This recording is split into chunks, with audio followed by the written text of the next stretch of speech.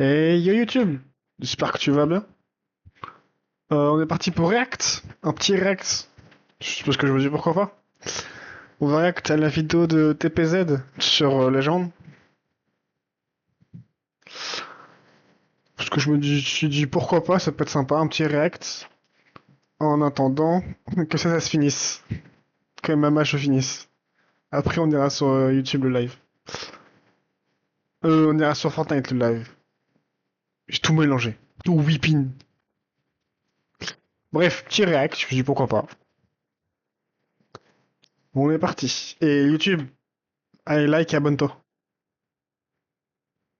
Ok, l'équipe de Guillaume Play a fait supprimer la première version de l'enquête que vous regardez dans la nuit qui a suivi sa mise en ligne Moi, ça c'est une à dinguerie d'ailleurs ça. 7h40 Hein. plus précisément, et nous étions aux portes des 100 000 vues, déjà. Pourquoi? Parce que Romain Lannéry, qui n'est pas directement concerné par elle, fait tout de même partie de l'écosystème autour de Guillaume. D'ailleurs, j'ai vu que Romain Léry, il a posté un truc sur Insta. Enfin, j'ai vu le message sur Insta. Que comme quoi, c'était pas lui, mais ses équipes qui avaient fait le claim. Mais même si c'est le cas, c'est pas fou, quoi. Qui est le sujet de l'enquête. Et il a revendiqué via les signalements YouTube un très court extrait de sa vidéo avec le PDG de Total Energy, extrait que nous avions utilisé uniquement à des fins d'illustration d'une information dans un cadre respecté. On y revient. D'abord, Monsieur Romain Lannéry, si c'était vraiment le problème qu'on voit cette interview sponsorisée, il fallait me le dire, m'envoyer un petit mail, voilà, me le signaler, je suis accessible, on est tous deux créateurs de contenu. J'aurais coupé, ça va, c'est quoi, 14 secondes, soit 0,4% de ma vidéo. Ou alors, Ouais, j'avoue, c'est juste utiliser 15 la faille secondes. du droit d'auteur Genre, pour les frère, exploiter pour sauter la quelconque vidéo pour 15 finalité. secondes, Et les éléments rendus c'est publics horrible. avec nos avocats, nous estimons que cet usage d'extrait, parmi tant d'autres d'ailleurs, respectait pourtant les conditions cumulables du droit de citation en France. Autrement dit, un court extrait qui coche 3 cases. Désolé. L'identification par la finalité poursuivie, ici l'information, la brièveté de la citation et la mention de la source clairement visible en haut à gauche de l'écran. Je ne vous parle même pas de l'usage loyal prévu par les CGU de YouTube, ni même de la liberté d'informer relative à la liberté d'expression régie par la Constitution, là-haut. Donc évidemment qu'au-delà de l'acte de suppression, Internet devient fou et s'inquiète avec ce qui s'est passé. Quel signal on envoie? En plus, les plateformes ne nous protègent pas dans ce genre de situation. C'est vrai ça. Hein. Heureusement, là, je suis médiatisé. Les Inrock, la Dépêche, Tataki, créateurs de contenu, LinkedIn, tout brûle. Et voilà qu'à son tour, l'auteur de la réclamation s'est Ouais, exprimé voilà, c'est sur ce que j'ai dit tout X à et l'heure. Enfin, il y a Instagram genre 2 secondes, pour quoi. vouloir remettre Ce que j'ai dit il y a 2 secondes. C'est ça que j'ai vu sur Insta. les faits à leur place. Très bien. Actuellement, il reconnaît qu'un signalement par ses équipes a eu lieu. Donc, c'est bien un acte manuel. En effet, les signalements automatiques sont relatifs au Content ID sur YouTube. Pour ceux qui ne savent pas ce que c'est, en gros, c'est le robot qui va comprendre que tu as aboli quelque chose dès que tu le mets en ligne et il va directement soit bloquer la diffusion dans certains pays, dans tous, soit décider de partager la monétisation ou la réserver à l'ayant droit, ici le créateur. En fait, c'est l'ayant droit qui choisit. Or, ma vidéo a subi une réclamation humaine via nos outils de créateurs sur la plateforme YouTube Studio.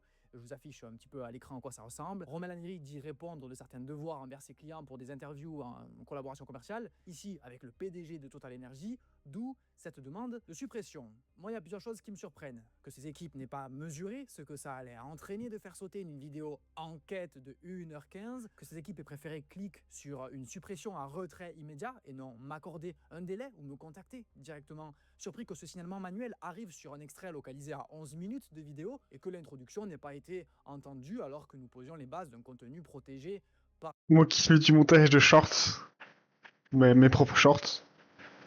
Ah ouais, ça là, ce que vous voyez là, impossible de le faire. Je suis trop nul au montage vidéo pour faire ça, pour comprendre quoi que ce soit là-dedans. Hein.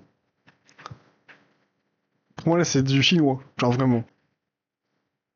par le droit à l'information. Surpris encore que ce soit ce seul extrait qui a été décrété problématique alors que la vidéo employait d'autres très courts extraits d'autres vidéos également sponsorisées du créateur concerné. Surpris que Romain Lannéry ne se soit exprimé que plus de 48 heures après qu'Internet brûle, accompagné par la C'est vrai que police c'est tard nationale. pour une Surpris de ne réponse. pas avoir été contacté avant, de créateur à créateur, tant pour m'expliquer cordialement la situation que m'exprimer sa responsabilité à réparer cette regrettable erreur. Et enfin que depuis mardi matin, il y a des réuploads intégraux de mon Oui. épisode et que eux n'ont pas subi ce même sort systémique apparemment, qui semble pourtant être d'office réservé, jusqu'à ce communiqué du mercredi 5 août à 7h48. D'ailleurs, merci d'avoir fait vivre l'enquête jusqu'ici, mais veuillez repasser la vidéo en privé. Désormais, on recentre tout ici. Au fait, paraît-il que ma vidéo d'origine devrait être rétablie en ce mercredi 5 août, 15h58. Il n'en est rien. Il aura fallu moins de 12 heures pour la faire sauter. Bon, je vous tiens au courant si je récupère le plot d'origine ici sur les réseaux. Tous les passages susceptibles de faire l'objet de nouvelles revendications sont censurés. Nous avons ajouté de l'analyse, le directeur du Mossad, tout ça. Et si vous pensez derrière votre écran que ce type d'enquête... Et sérieux, ton dans le chat? Partagez-la. En fait, comme vous l'avez Ça va bien fait jusqu'ici, merci. Puis regardez-la de nouveau peut-être jusqu'au bout, même si vous l'avez vu de manière clandestine. C'est important pour l'algo. Voilà, les réuploads. Ça va bien, merci, et toi? Trop bon. Enfin, franchement, tout ceci n'est qu'un combat déséquilibré. Si ce n'avait pas été cet extrait qui posait problème et qui aurait amené la suppression, ça en aurait été un autre de toute manière. Par contre, quand il s'agit de grandes rédactions, Ça va. gros services juridiques comme Le Monde, là, ça bouge pas d'un poil. Pareil pour Blast. La vidéo est toujours en ligne. Manque de peau, on savait qu'il allait y avoir un avant-après et que ça pouvait très vite se passer. C'est aussi pour ça qu'on avait pris toutes les précautions. Du coup, quand tu peux le voir, je suis en réact sur la vidéo de TPZ. D'ailleurs, vous m'avez demandé s'il y aurait, si jamais, une version non censurée. Oui, rendez-vous en bas de ma page Ulule. On va vous mettre un lien qui va renvoyer sur une autre. C'est la dernière vidéo de TPZ. C'est un petit créateur qui fait des... Enfin, petit, il a 140 000 abonnés. C'est un créateur qui fait des enquêtes. Et là, il a fait une enquête sur Légende et gameplay. Voilà, la vidéo a sauté. Sa vidéo à lui a sauté suite à un claim. Et là, il a réussi à la réupload. Donc voilà, je réclame ça. Parce que bah, je connais un peu Guillaume Play quand il était à la radio. Et après, je sais qu'il a eu un truc genre le QG, un truc comme ça. Et maintenant, bah, je connais Légende parce que ça tombe souvent dans mon feed YouTube. Mais et je regarde jamais, genre Légende. Et du coup, bah, je voulais voir bah, pourquoi il a fait une vidéo de 1h30 sur le gars. On va se rééditer. Et là-bas, vous n'aurez pas les nouveautés. Place à la vidéo. Guillaume Play. Voilà plus d'1 an que cette enquête a commencé autour de celui que tout le monde connaît. Et ce que vous allez découvrir dépasse largement sa seule personne, si je peux vous teaser. Lui, quand on avec lui, il le déteste parce qu'il est désagréable, parce qu'il leur parlait comme de la merde. Mais nous, aussi, on le déteste parce que c'est un prédateur, en fait. Pendant des mois, nous avons recueilli des Mais témoignages. ça se voit, Guillaume Play, un peu qu'il est pas... Comment dire ça sans être méchant? Qu'il est pas net. Il a une tête de gars un peu problématique, je trouve. Couper des informations, analyser de nombreux documents et échanger avec d'anciens collaborateurs, journalistes, auteurs... C'est mon avis. ...de son parcours. Nous avons tout réuni ici. Car derrière l'animateur à succès, derrière Legend et ses millions de vues, se dessine tout un écosystème, un réseau d'influence, d'intérêts, de stratégies et de relations que le grand public ne perçoit pas forcément. Vous allez entendre des personnes qui n'ont jamais pris la parole publiquement. Vous allez découvrir des histoires couvrant chaque période, d'avant Énergie jusqu'à Legend, en passant par le QG et même par des projets vite mis sous le tapis pour se faire oublier. Cette investigation raconte aussi comment certaines figures du business, des médias, du web et de la politique se croisent, collaborent et participent à construire des espaces d'influence. N'hésite pas à me dire si le son est bon de ton côté, parce que je t'avoue, je sais pas du tout si c'est le cas. Les polémiques ne l'ont jamais réellement fragilisé. Pourquoi si peu de personnes ont accepté de parler jusqu'à aujourd'hui? Qui sont les acteurs inattendus que vous connaissez très bien sur YouTube ou pas, et qui gravitent autour de Légende, nourrissent son ascension, Ok, merci. et vice-versa. C'est ce que nous allons démêler. Merci à toutes les personnes qui ont accepté de témoigner, aux journalistes, spécialistes, aux auteurs et présumés victimes qui ont contribué à construire ce gigantesque épisode. Nous n'avons pour objectif de Prépare ton truc à boire et ton truc à manger parce que ça va être long. documenter, contextualiser et finir par révéler. Suis-les bien jusqu'à la fin, ça va être... Et j'ai récupéré mon compte. Ah yes! Bah tant mieux. Tant mieux, tant mieux.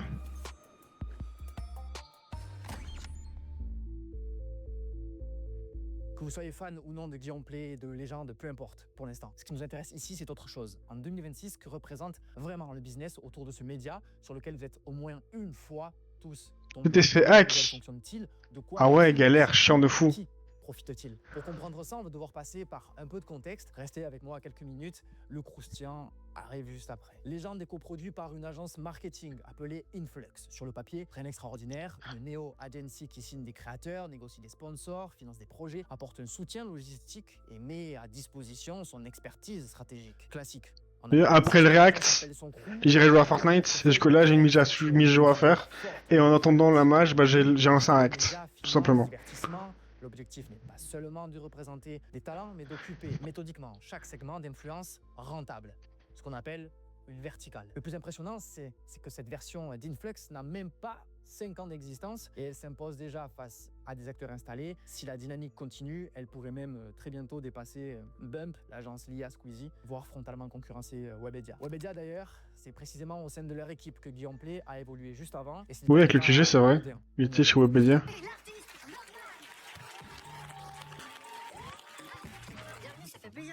Merci pour la visite en tout cas. Je t'écoute tous les matins en venant ici. Derrière Influx, il y a un homme. Pour l'instant, vous savez quoi? On va juste l'appeler Big Boss. Son identité, on la détaillera un peu après parce qu'il est la pièce stratégique dans l'ombre de Guillaume Play. Alors restons pour l'heure très factuel. Big Boss, c'est quelqu'un qui a très tôt compris comment fonctionne la mécanique du business digital. Influx ne sort pas de nulle part. L'agence s'inscrit dans la continuité d'années d'expérience accumulées par son fondateur dans un précédent business, revendu d'abord à des Belges, puis à des Américains. À l'époque, il opérait déjà sur le terrain de l'influence, mais côté marque, pas créateur. Voilà, c'est au moment où la communication digitale était en pleine phase pionnière. Le véritable tournant intervient quelques années avant la pandémie. C'est là que Big Boss rencontre le youtubeur anciennement connu sous le nom de Tech News and Test, aujourd'hui Romain Laneri.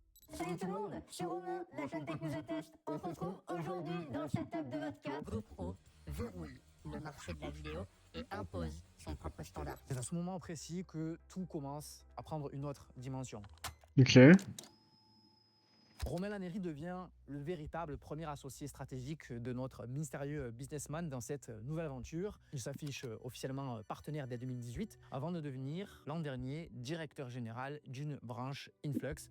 D'accord, ok. Une simple collaboration, on est dans de la structuration. Puis rapidement, un troisième visage apparaît à leur côté, notre cher spécialiste, analyste Apple, qui est régulièrement visible sur ses photos, Léo Duff. Apple a créé une interface si réaliste qu'elle attire l'attention et devient elle-même une distraction.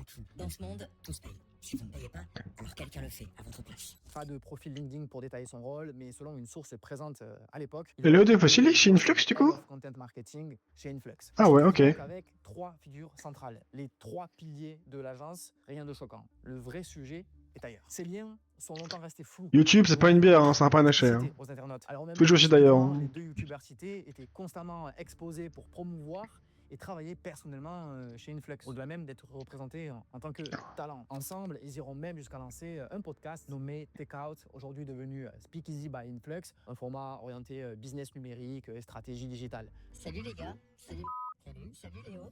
La forme? Bah ouais, très bien.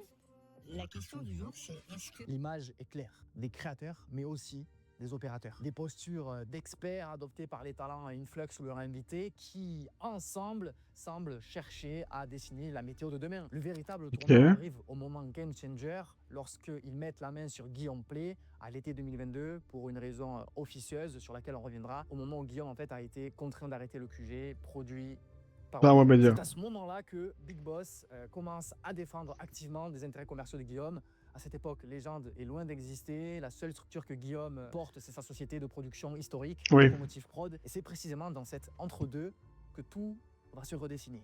Une connexion stratégique se planifie rapidement entre nos 2 protagonistes. D'un côté, un cerveau structuré, obsédé par les dynamiques du digital. De l'autre, un travailleur compulsif, capable d'enchaîner les formats et les projets sans relâche. Et selon plusieurs témoignages, il partagerait aussi un socle de valeurs politiques clairement à droite. Lors d'une soirée...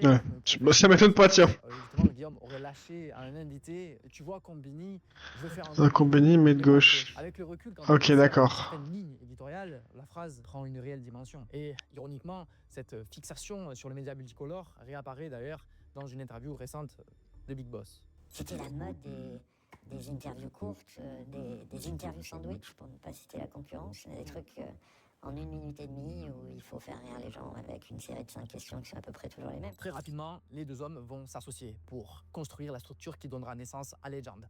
Une émission promise à un succès fulgurant. Le pari est ambitieux et c'est tout droit. Selon les déclarations de lors d'une interview accordée en 2025, plus d'1 million d'euros auraient été investis dans le développement du projet. Et bien évidemment qu'ils y croyaient. Le double réseau Guillaume et Big Boss joue un rôle clé. Les connexions business, les relais d'influence, les opportunités, et tout s'accélère. Le vrai décollage stratégique se ressent particulièrement en 2024 chez Influx. D'abord, grâce au lancement des épisodes payants via Legend Business, amorcé en novembre 2023, les entreprises s'y intéressent immédiatement, les marques veulent leur place. La vidéo est très bien montée, hein. Je trouve la vidéo vraiment bien faite. Hein. envolée spectaculaire d'abonnements mensuels. Ensuite, une envolée, pourquoi? Parce que le rooster commence à faire virevolter. Autour de figures déjà installées comme Léo Duff et Romain Laneri viennent s'ajouter Willow, Ouais, Ardis, plein de... Lecoq, Laurent Ah, est-ce que si... Ok. Mathias Bassino, directeur Europe de Trade Republic, côté commercial, les créateurs No Business et le média Le Crayon. Je précise, je verbalise uniquement les profils réellement structurants de Ok. la discipline et dont la collaboration avec Influx est mise en avant de manière répétée. Si l'on observe l'ensemble des talents maintenant qui sont référencés dans l'écosystème Influx, un constat saute aux yeux. Au-delà des différentes verticales évoquées, à l'image de légende, les lignes éditoriales semblent pencher plus volontiers vers un imaginaire politique plus bleu que rouge. Mode, tech, business, finance, luxe, les thématiques dominantes gravitent autour de la réussite individuelle, de l'investissement, de la performance et de l'entrepreneuriat.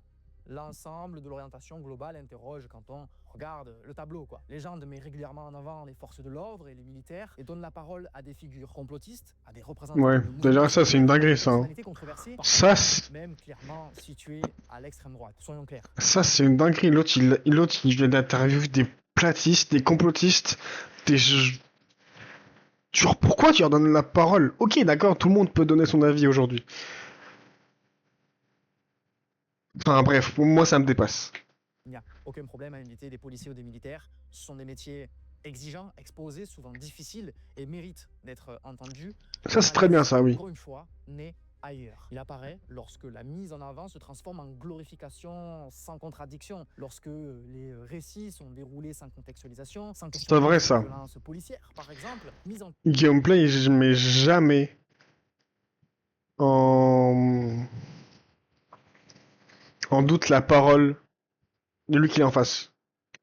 perspective avec les tensions sociales actuelles. Voilà, nuancer, interroger, confronter, c'est différent que produire du sensationnalisme ou flatter un imaginaire viriliste. En fait, il y a parfois cette impression d'un flirt avec certains codes masculinistes, alors jamais frontal, jamais assumé grossièrement, mais présent en filigrane dans la manière dont les récits sont mis en scène. Ce n'est d'ailleurs pas anodin de voir autant de contenu autour de l'armée, des armes à feu tout simplement, car un des témoins pour notre enquête nous a confié que Guillaume Play nourrirait une réelle fascination pour ce domaine, allant jusqu'à posséder un permis de détention d'armes. Tout ça, ça ne daterait pas d'hier, comme en atteste cette photo publiée sur son compte Facebook en 2013, le montrant en pleine session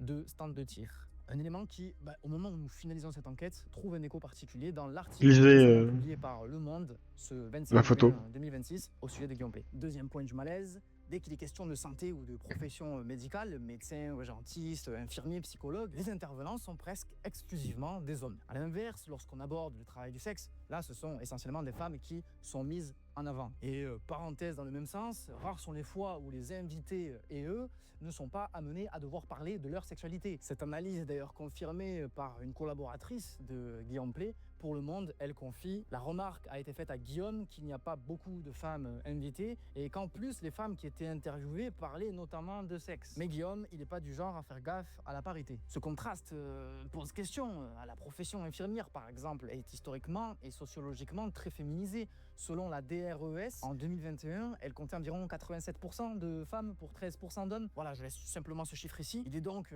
étonnant que les femmes soient principalement sollicitées sur des thématiques liées à la sexualité, mais beaucoup plus rarement invitées lorsqu'il s'agit de parler sérieusement de santé. Alors que les docteurs et soignants en Ouais. France, c'est pas non plus ce qui manque. De la même manière, lorsqu'un gynécologue est convié à 2 reprises pour partager nécessairement des anecdotes qui concernent les femmes, on peut s'interroger sur le fait qu'une gynécologue ne soit pas, elle aussi, à ce moment-là, invitée à prendre la parole. Qu'est-ce que l'hymen, concrètement, et à quoi ça sert au départ?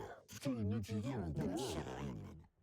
Il est là, c'est un reliquat biologique. Troisième point de gêne, l'écosystème Influx est ce qui ressort de l'étude des talents signés. Comme on l'a dit, Romain Laneri. Bon, avec lui, on a là le monégasque par excellence, qui multiplie les formats centrés sur Ouais. l'argent, les belles voitures, l'optimisation, la performance financière, jusqu'à même aller interviewer le patron de Total Energy. Voilà, dans un contexte perçu par certains comme une opération de rebranding. Cette transition, elle va pas se faire toute seule et qu'elle est compliquée et qu'elle a des coûts. Ça commence un peu à... Le fameux passage où il s'est fait claim. etc., parce que on commence à impacter le pouvoir d'achat des gens. C'est ça qui est difficile. Et c'est là que l'innovation doit...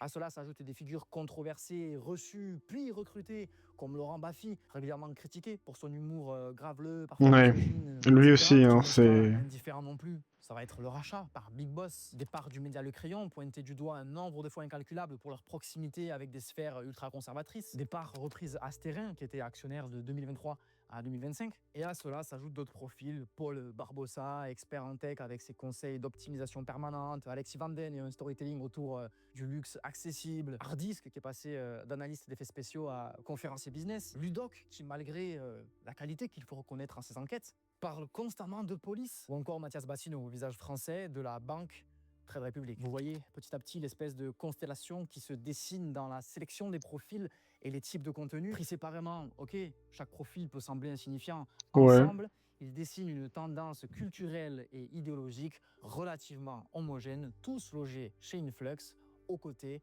de Guillaume Play. Vous allez peut-être me dire, non, mais là, TP, franchement, tu extrapoles. On y est. Big Boss n'est pas simplement un entrepreneur du digital lambda. Son parcours montre des liens étroits et assumés avec la droite française. C'est ce dont on va parler. Et d'abord, mettons un nom sur son visage. Big Boss s'appelle en réalité Manuel Diaz. Son nom ne vous dit certainement pas grand-chose, mais il est tout bonnement l'homme qui a piloté la stratégie digitale de Nicolas Sarkozy lors de l'élection présidentielle de 2012, notamment en développant la présence de l'ancien président sur Facebook, ce qui était novateur pour l'époque. Vous êtes aussi l'agence digitale qui est choisie par l'UMP pour la campagne à venir. C'est quoi les fondations pour rentrer dans la culture Internet telle qu'elle s'envisage pour 2011, 2012 et quelques années qui arrivent. Il y a presque un demi-million de Français qui ont liké la page de Nicolas Sarkozy sur Facebook. Donc il y a quand même des Français qui sont connectés avec lui. Son agence de communication de l'époque, imakina.fr, est choisie en janvier 2012 pour concevoir le nouveau site de l'UMP. En 2011, Le Figaro le présentait comme le Séguéla du numérique. En gros, une machine de guerre en marketing publicitaire. Et l'ancien magazine masculin très axé sur le luxe et la tech, l'Optimum, l'intègre même dans la liste des 50 personnalités qui vont changer la France. Voilà, rien que ça. On parle d'un certain Musk du digital à la française. De quelqu'un qui, depuis le cercle digital très restreint de la tech, serait capable de transformer en profondeur le paysage multimédia national. Alors, dans ce contexte, on comprend mieux la mécanique derrière les apparitions médiatiques autour de Nicolas Sarkozy, chez Légende, dont sa dernière, autour de la promotion de son livre de prisonnier, avec une exclusivité qui a été strictement accordée à Guillaume Play. Émission exceptionnelle. Aujourd'hui, on reçoit le président Nicolas Sarkozy qui a accepté notre invitation à l'occasion de la sortie de son livre qui s'appelle Le temps des... Ouais, mais vas-y, son livre aussi. Ouais, mais vas-y, putain, vraiment. C'est volontaire. Oui. Aujourd'hui, émission exceptionnelle puisqu'on reçoit le président Nicolas Sarkozy qui a accepté notre interview. Je suis invité la deuxième fois.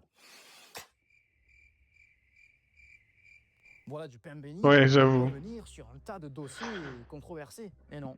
À cette occasion, pas de question de fond sur l'affaire des écoutes, ni sur Big Malion, pour lesquels... Oui, bah forcément. On le rappelle, condamné, pas de mise en perspective sur le dossier libyen non plus. Et c'est là que l'écart interpelle. Légende qui construit habituellement ses formats sur des histoires atypiques, spectaculaires, qui va aller vraiment interroger frontalement des affaires pour chercher l'inédit. Pourquoi ne pas choisir d'interroger un ancien président qui plus est de la République française sur des faits historiquement graves? Ben vous avez votre réponse, hein. Avec Manuel Diaz, Nicolas Sarkozy est littéralement comme à la maison chez Legend. Bah oui, du coup. Derrière l'image d'un simple podcast à succès, c'est donc tout un écosystème d'influence, de réseaux, de stratégies politiques qui semble se dessiner. Mais de toute façon, tout l'écosystème Influx fonctionne en réseau. Vous allez voir pendant les prochaines élections présidentielles, Légende va être inondé d'interviews politiques pour ceux qui vont se présenter à la présidentielle pour les prochaines élections. J'en suis sûr. Guillaume Play va recevoir chaque candidat. Ou alors que les candidats de droite. Mais bon, c'est dire qu'il n'est pas neutre. Mais de toute façon, on le prouve là qu'il n'est pas neutre, donc bon.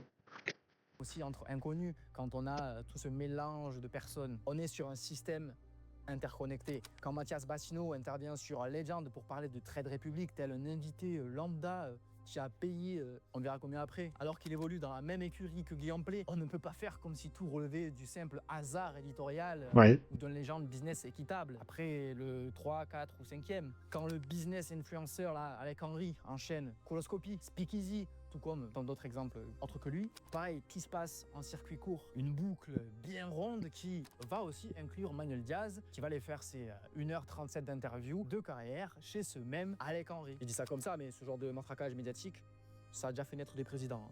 Manquerait plus qu'à créer un institut de sondage. Et puisqu'on parle affaires, parlons maintenant des formats d'interviews payantes sur Legend. D'après le Revenu Média, une info que vous êtes beaucoup à avoir vu passer, c'est que... Mais c'est Legend Business, ça, je crois. coûté jusqu'à 79 000 € à une marque. Le Monde ont de leur côté carrément affiché une facture. Sur le principe, si une entreprise réinvestit et que l'opération lui rapporte davantage, c'est le fonctionnement classique de la publicité. Version 2.0, YouTube adapted. Non, si on prend du recul, encore une fois, la vraie question est ailleurs. Elle est éthique. Les abonnés qui suivent Legend, pour ces formats de divertissement, storytelling, très prenant émotionnellement, construisent une relation de confiance avec Guillaume Play, éduquent une habitude, un rendez-vous. Cette confiance devient un capital, une audience à rediriger. Et lorsqu'il bascule vers le format business, concernant ou pas, elle se retrouve face à qui? Des entrepreneurs présentés dans un cadre valorisant, encouragés à dérouler leurs récits et leur vision sans véritable contradiction. Au contraire, ils y convient même des invités pour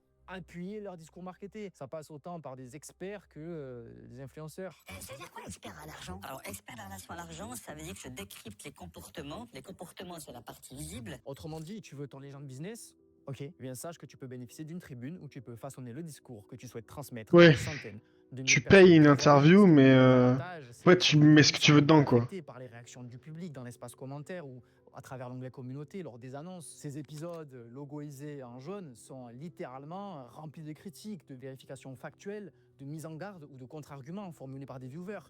Jamais ils ne sont calculés. Et encore heureux qu'ils ne soient pas supprimés. Mais s'en foutent. Encore une fois, vérifier qui ira. Lire en toi, nous pouvons. Pour en finir avec ce type de sponsorisation, si le critère d'entrée principal est la capacité à payer la somme astronomique demandée, qu'en est-il en interne de cette vérification? Quelles diligences sont Bah, il y en a mises en place aucune. pour Il n'y en a aucune évaluer vérification. la Il n'y en a fiabilité aucune. ou les pratiques de l'entreprise mises en avant? Y a-t-il un travail d'enquête contradictoire avant même qu'on nous propose un produit fini presque parfait? Non. Bien, le principe est-il simple, hein, tant que le budget est là. Ouais, c'est ça, tant que tu payes, c'est bon, quoi. Bien là aussi, on nous apprend que certains invités peuvent faire modifier leurs interviews avant leur sortie, ce qui calibre un récit totalement contrôlé et formé. Ouais.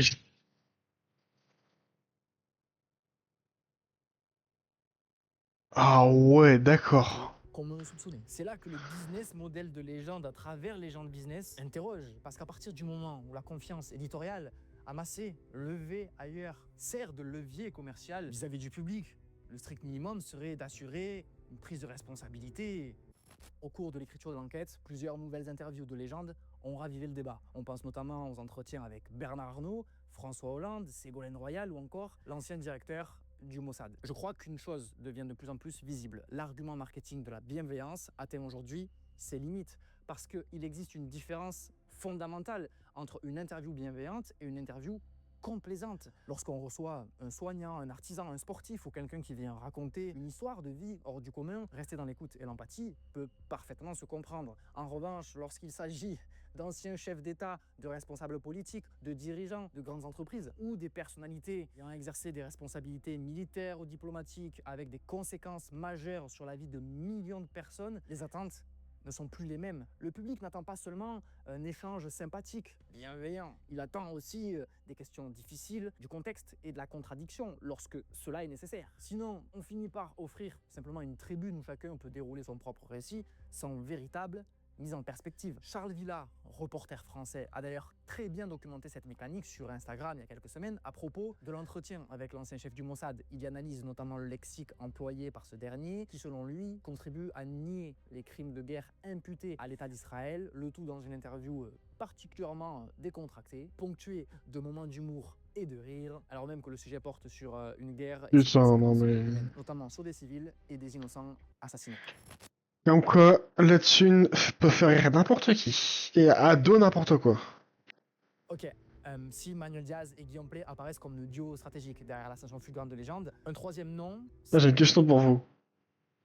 En parlant de thune, est-ce que pour 1 million d'euros, que c'est peut-être pas assez payé pour ce que je veux dire, pour argent illimité à vie, est-ce que tu acceptes de te faire chier sur le visage tous les mois de ta life jusqu'à ta mort, mais en échange t'as argent illimité? Ça, c'est une question que je vous pose dans les commentaires. Répondez-y sérieusement si vous voulez. Moi, personnellement, non. Genre, ok, oui, la thune, c'est bien. Mais genre, je veux pas être payé à faire ça, en fait. Genre, c'est dégueulasse. Puis au niveau de l'éthique, puis l'argent fait pas le bonheur en soi. Oui, il y contribue, mais j'ai pas le bonheur. semble de plus en plus compléter ce triangle d'influence. Mathias Bassino, trader et ambassadeur chez Trade Republic, visage incontournable de cette néobanque en France. À force de le voir défiler sur Légende et qu'il soit présent lors de la tournée, sponsorisé par Trade Republic, je pense que vous avez peut-être fini par connaître par cœur son discours. Alors il est temps d'un petit peu en parler ici. Et pour cela, nous avons demandé à Gilles Petit, notre expert financier, de revenir sur le parcours de Mathias Bassino, son ascension médiatique, mais aussi sur ce que raconte réellement cette success story lorsqu'on a le regard de quelqu'un d'un peu plus critique et averti.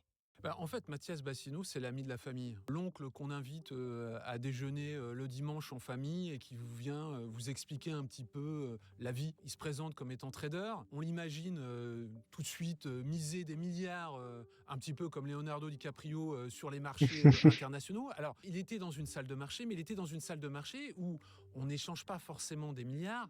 Il était dans une salle où on élabore, on construit tout simplement des produits financiers.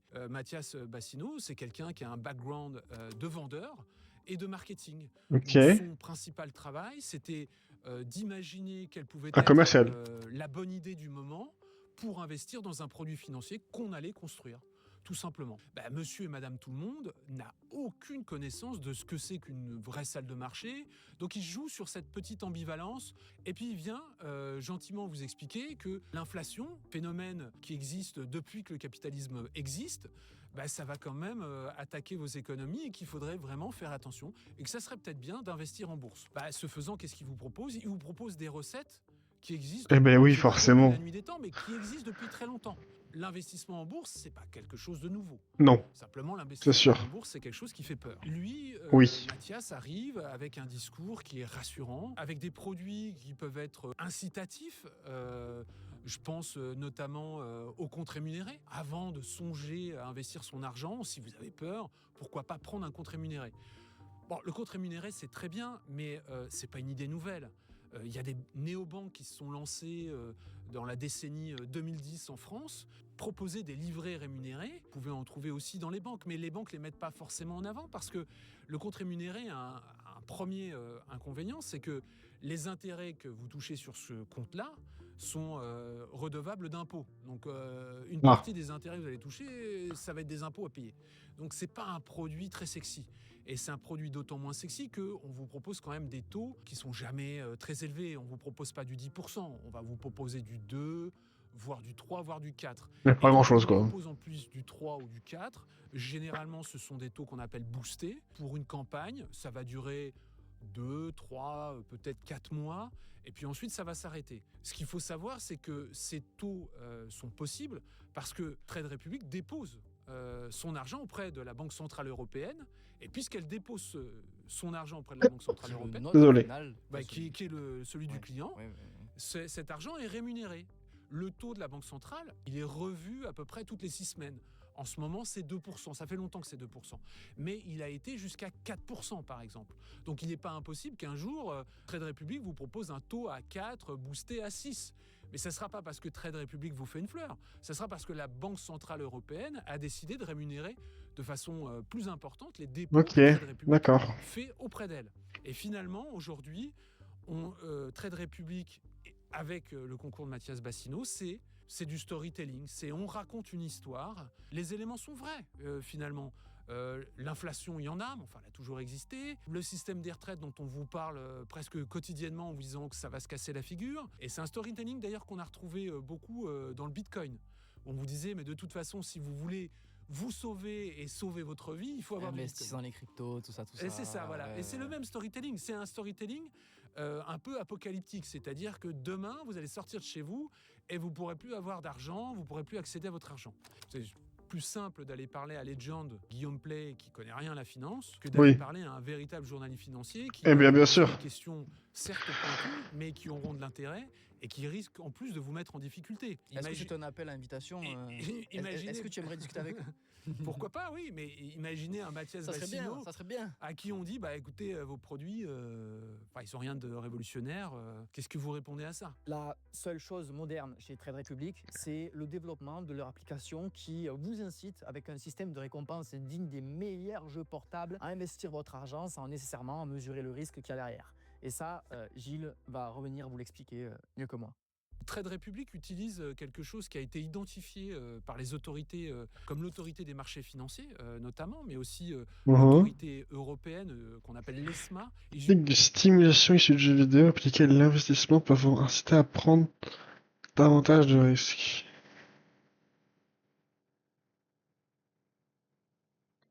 Utilise un concept qui est celui de la gamification. Mais ça c'est partout maintenant la gamification. Vous investissez quand votre investissement a réussi. Alors le problème avec la gamification, c'est que des études ont été menées, la distribution de trophées incite les gens à prendre de plus en plus de risques. Vous recevez un message qui vous dit investissez sur Tellement les vrai. actions Nvidia par exemple, c'est l'intelligence artificielle, c'est le moment ou jamais, vous investissez, vous avez des petits flocons qui apparaissent, voilà, des confettis, des choses comme ça, qui vous disent bravo, vous êtes dans la dernière tendance et c'est super et tout. Et l'investisseur perd de vue quand même une chose qui est très importante, c'est la notion de risque. Trade Republic n'arrête pas de parler des risques que court votre argent, mais en même temps, autour des produits qu'elle met en avant, notamment pour investir en bourse, surtout pour investir en bourse, qu'elle propose, c'est d'oublier les risques. Donc on est dans un comportement qui est assez schizophrène en fait.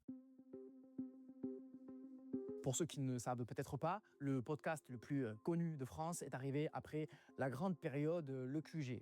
Une émission, elle aussi, à succès, diffusée pendant 4 ans et produite par Webedia. Pour que tout le monde qui verra cette vidéo comprenne bien l'enjeu, peu importe la génération, je prends 30 secondes pour expliquer rapidement ce qu'est Webedia. Webedia, c'est l'un des plus gros groupes médias digitaux de France et même d'Europe. Créé en 2007, le groupe a construit un véritable empire autour des médias en ligne et des créateurs de contenu. Concrètement, Webedia possède ou exploite des marques comme Allociné pour le cinéma, jeuxvideo.com, Gaming, Pure People.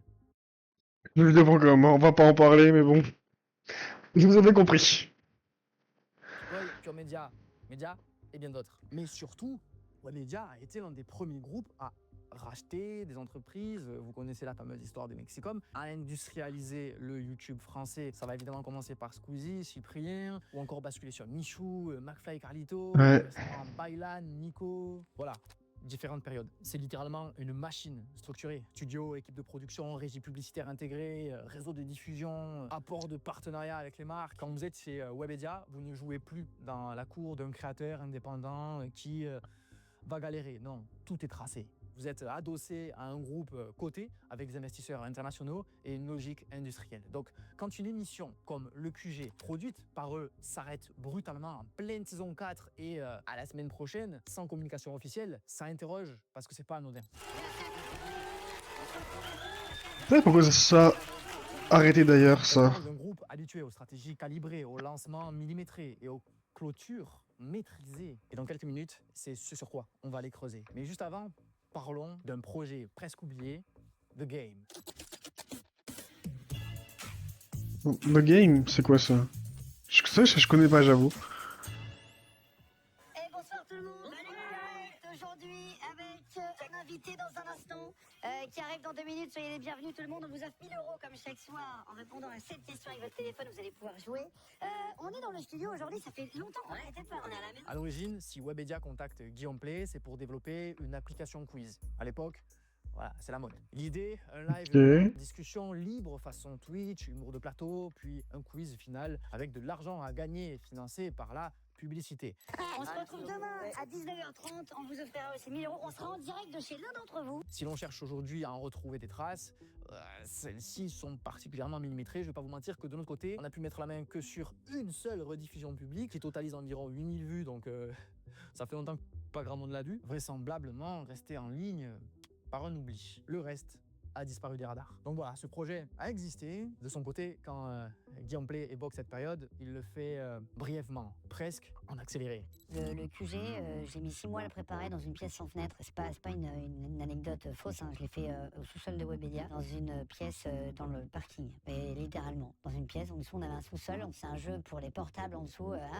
Et j'ai mis quelques mois à préparer ce truc-là. L'échec est discret, mais il est réel. Après ce faux départ, panique à bord, il faut absolument rebondir. Webedia ne vont pas mobiliser toute l'équipe que Guillaume a recrutée derrière Locomotive Prod pour rien. Et c'est là que va naître le QG, de manière un peu bricolée. Et ce qui va nous l'illustrer, c'est certains dires et un détail qui va intriguer. Le nom Le QG aurait été piqué au nom de la boîte historique de Pascal Sautens. Regardez bien les dates, c'est éprouvé. Ouais, ok. La boîte, le QG. Qui t'a donné l'idée? Là, on s'est vu à Webedia. Je me dis, ouais, Pascal, je voudrais créer un truc YouTube, qu'est-ce que t'en penses? Ça peut cartonner. Je dis, ouais. Je dis, t'as le nom de. Je cherche un nom. Je dis, tu sais quoi? Je dis, moi, j'ai appelé ma société le QG. Le QG Training. Et je dis, tu sais, le QG, l'avantage, c'est que voilà, c'est quartier général, c'est là où tout le monde se réunit. C'est pas mal. Il me dit, ouais, c'est pas mal, ouais, j'avoue, vas-y, je suis réfléchi. Il m'y grave bien. À l'époque, ils étaient relativement proches. Et là encore, on a un Guillaume pas très. Ça marche pas avec le storytelling et qui nous a servi. Un nom, un concept. Alors, on a pris le QG parce que j'adore le quartier général. Le mot quartier général, c'est un peu militaire. J'adore Ouais. etc. Et dans le style du plateau. Ok, pour bien comprendre la philosophie et la naissance derrière Légende, il faut un petit peu revenir là aussi sur le QG. Pour présenter avec Jimmy Labeu, l'émission s'étend de 2019 à 2022 et cumule 94 épisodes, hors émission présidentielle. Le concept, un plateau hybride entre divertissement et interview, accueillant soit des grandes célébrités, soit des profils au métier atypique. En résumé, un prototype de Légende à deux têtes avec un public en studio et des séquences de jeu. L'échec précédent est rattrapé, les audiences sont littéralement au rendez-vous, tout semble Ouais, le QG, ça marchait bien, il me semblait. Hein. Tout s'arrête brutalement. L'épisode 94 avec un hacker européen sort sans annonce particulière. Pas de clap de fin, pas d'épisode spécial, pas de message de au revoir, rien. Même quand il avait dû prématurément, là aussi, annoncer l'arrêt de son émission sur Énergie, il avait un petit peu plus prévenu quoi. Oh, mais alors, on l'a pas encore annoncé, mais on s'en va à la fin de l'année d'énergie. Et en fait, bon, ils ont décidé que ça s'arrête un petit peu plus tôt. C'est ça. Et surprise. Et ça, voilà, petite. Non, mais écoute, je vais te dire, moi, je suis très heureux. C'est la vie. Et j'ai vécu cette année extraordinaire à énergie, donc que du bonheur. Et donc, on arrête vendredi, finalement, plutôt.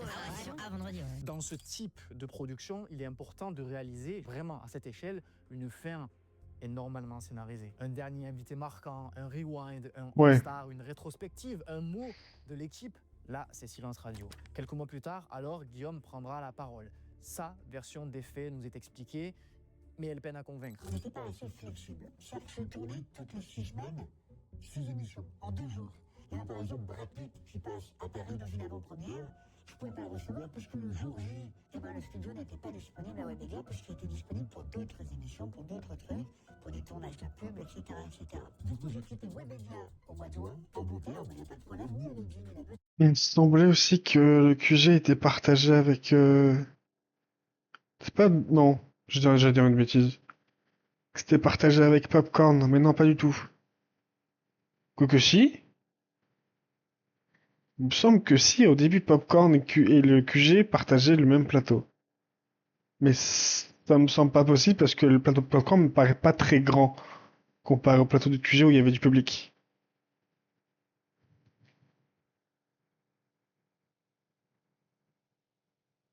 Bref, je sais pas en tout cas. Pourquoi un arrêt si brusque? Pourquoi la disparition totale de Jimmy Labeu? Pourquoi le départ de Guillaume, carrément du groupe Webedia? Aucun communiqué officiel du groupe là-dessus. Quant à Jimmy Labeu, il évoquera brièvement cette période fin 2023, mais plusieurs signaux intriguent. Absence de soutien public lors du lancement de Légende, désabonnement sur Instagram, réaction ambiguë lors de l'auto-roast organisé par McFly et Carlito début 2023. Forcément, ça se passe comment? Je vais pas m'étaler, mais ça se passe bien. Et quand tu vas arrêter, tu penses que tu vas faire quoi après? Mix and twist. Mélanger deux trucs qui ne vont pas ensemble. Oh là là là là. C'est comme ça. C'est génial, c'est génial. Ça fait du bien de présenter l'émission ensemble, Guillaume et moi. Je peux pas lui en vouloir, il m'a quitté pour quelqu'un de très connu, une vraie star, Éric Zemmour. Mais comme je disais, ça fait du bien. Mais ouais. Parce qu'il y a des choses que je pensais que j'aurais jamais dit, tu vois. Donc, De toute façon, derrière les caméras, l'ambiance serait complètement différente. D'anciens membres de l'équipe décrivent deux personnalités qui n'ont rien à voir. Un tandem qui semble fonctionner professionnellement à l'écran, mais des Oui. visions et une ambiance de travail qui n'auraient pas été vécues Ah, de la même oui, manière je en vois. coulisses. Si on doit évoquer des faits qui seraient similaires, il faut dire que, on y viendra dans le chapitre concerné, mais de manière globale, Guillaume Play, en off, c'est quelqu'un qui est pointé comme... Ouais, apparemment, en off, il est exécrable. De ce que je sais encore. Je sais pas tout, hein. Moi, je vois que ce qui se dit sur les réseaux. Un qui doit remplacer et qui en a témoigné, c'est Emeric qui ne supportait clairement pas son comportement. Je pense que Guillaume Play, c'est le pire. Ah ouais, ce point-là. C'est un type qui respecte pas les petites personnes. À lui, c'est un. C'est-à-dire qu'il arrive, le mec de la sécu, il le snob. Non, c'est pas un gars bien du tout. Mon Dieu, mais quelle horreur. Donc moi, c'est des comportements qui m'exaspèrent. D'accord. Qui Et avec vous, m'exaspèrent. qu'est-ce qui s'est passé? Eh ben moi, je me rappelle, c'était le jour de la rentrée. Il y avait tous les grands pontes. Hein. Il y avait Manu, il y avait Guillaume Play, je crois qu'il y avait Koé dans le bureau et il y avait moi. Et j'arrive, Guillaume Play me serre la main, il me broie les mains. Tu vois ce que je veux dire? En mode, c'est chez moi ici. Je me rappelle lui avoir mis un petit coup de tête dans le bureau, devant les patrons d'énergie. Ouais, un petit coup de tête léger. Hein. C'est-à-dire? Léger, bah un petit coup de tête, voilà. Tu veux pas que je te le mette quand même? Mais vous rigolez? Non, je te jure, sans déconner. Sans déconner. Si, petit coup de tronche, tranquille. Et putain, si on était au 5e, il y avait tous les directeurs. T'imagines le grand patron, Gaël Sanker, Morgane Serrano. Il y avait tout le monde. Il y avait tout le monde. Ça s'est levé comme un seul homme, là. Je suis redescendu, je suis viré. Ok.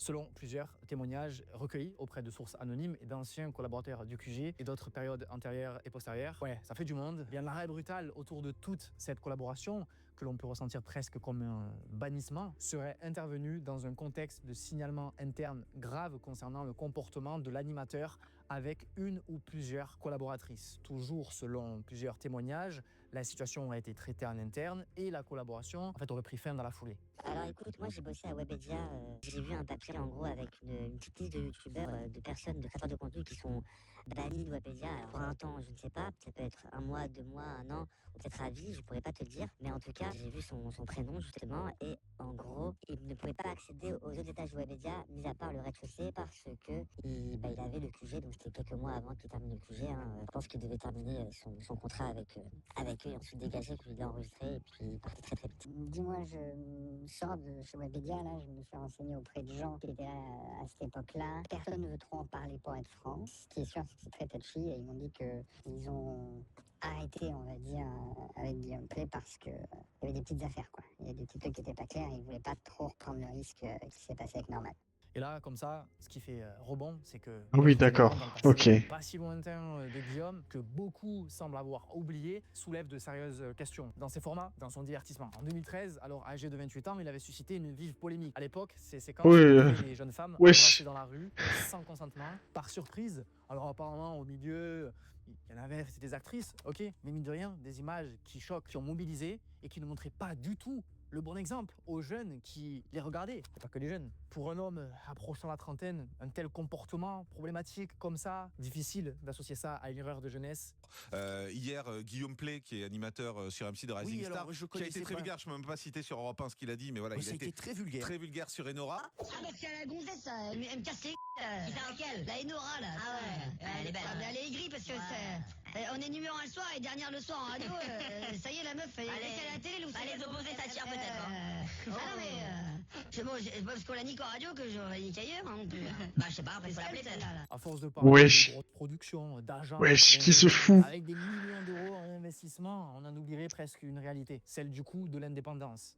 La vraie, celle qui nous garantit une liberté de ton sans compromis, loin des conflits d'intérêts, celle qui vous assure transparence et nuance dans les propos, malgré le manque de confort que cela implique. Je sais pas si vous l'avez remarqué, mais cette vidéo n'est pas sponsorisée. Effectivement. En fait, une grande partie de nos contenus, car nos enquêtes et analyses nous ferment des portes. Et avec celle-ci, comme vous pouvez le constater, depuis 1 an et demi, maintenant, nous les produisons avec une extrême exigence. Cela malgré l'insécurité financière que ça crée. Je ne vous l'ai jamais caché, mais je préfère le préciser, je ne suis pas tout seul derrière cette chaîne. Mais il y a une poignée d'humains qui accordent leur temps libre pour construire ces vidéos que vous considérez d'utilité publique par simple engagement citoyen, en espérant qu'un jour peut-être ça portera ses fruits par la force du peuple. Que tout cela, on arrivera un minimum à en vivre. Parce qu'en effet, en apportant leur plume, analyse, expertise, regard critique, matériel pour filmer sur chaque Il voulait faire un peu sa pub, mais il a raison. Au-delà de moi, du succès d'estime et de la survie de la chaîne sont par exemple Gaspard, auteur, Alan, sociologue, Lucas, journaliste, Hugo derrière la caméra, bref, et d'autres humains au-delà de la production pure qui prêtent généreusement main forte. Et le problème dans cette véritable équipe de production très complète, polyvalente, je vous assure, c'est que personne n'est rémunéré.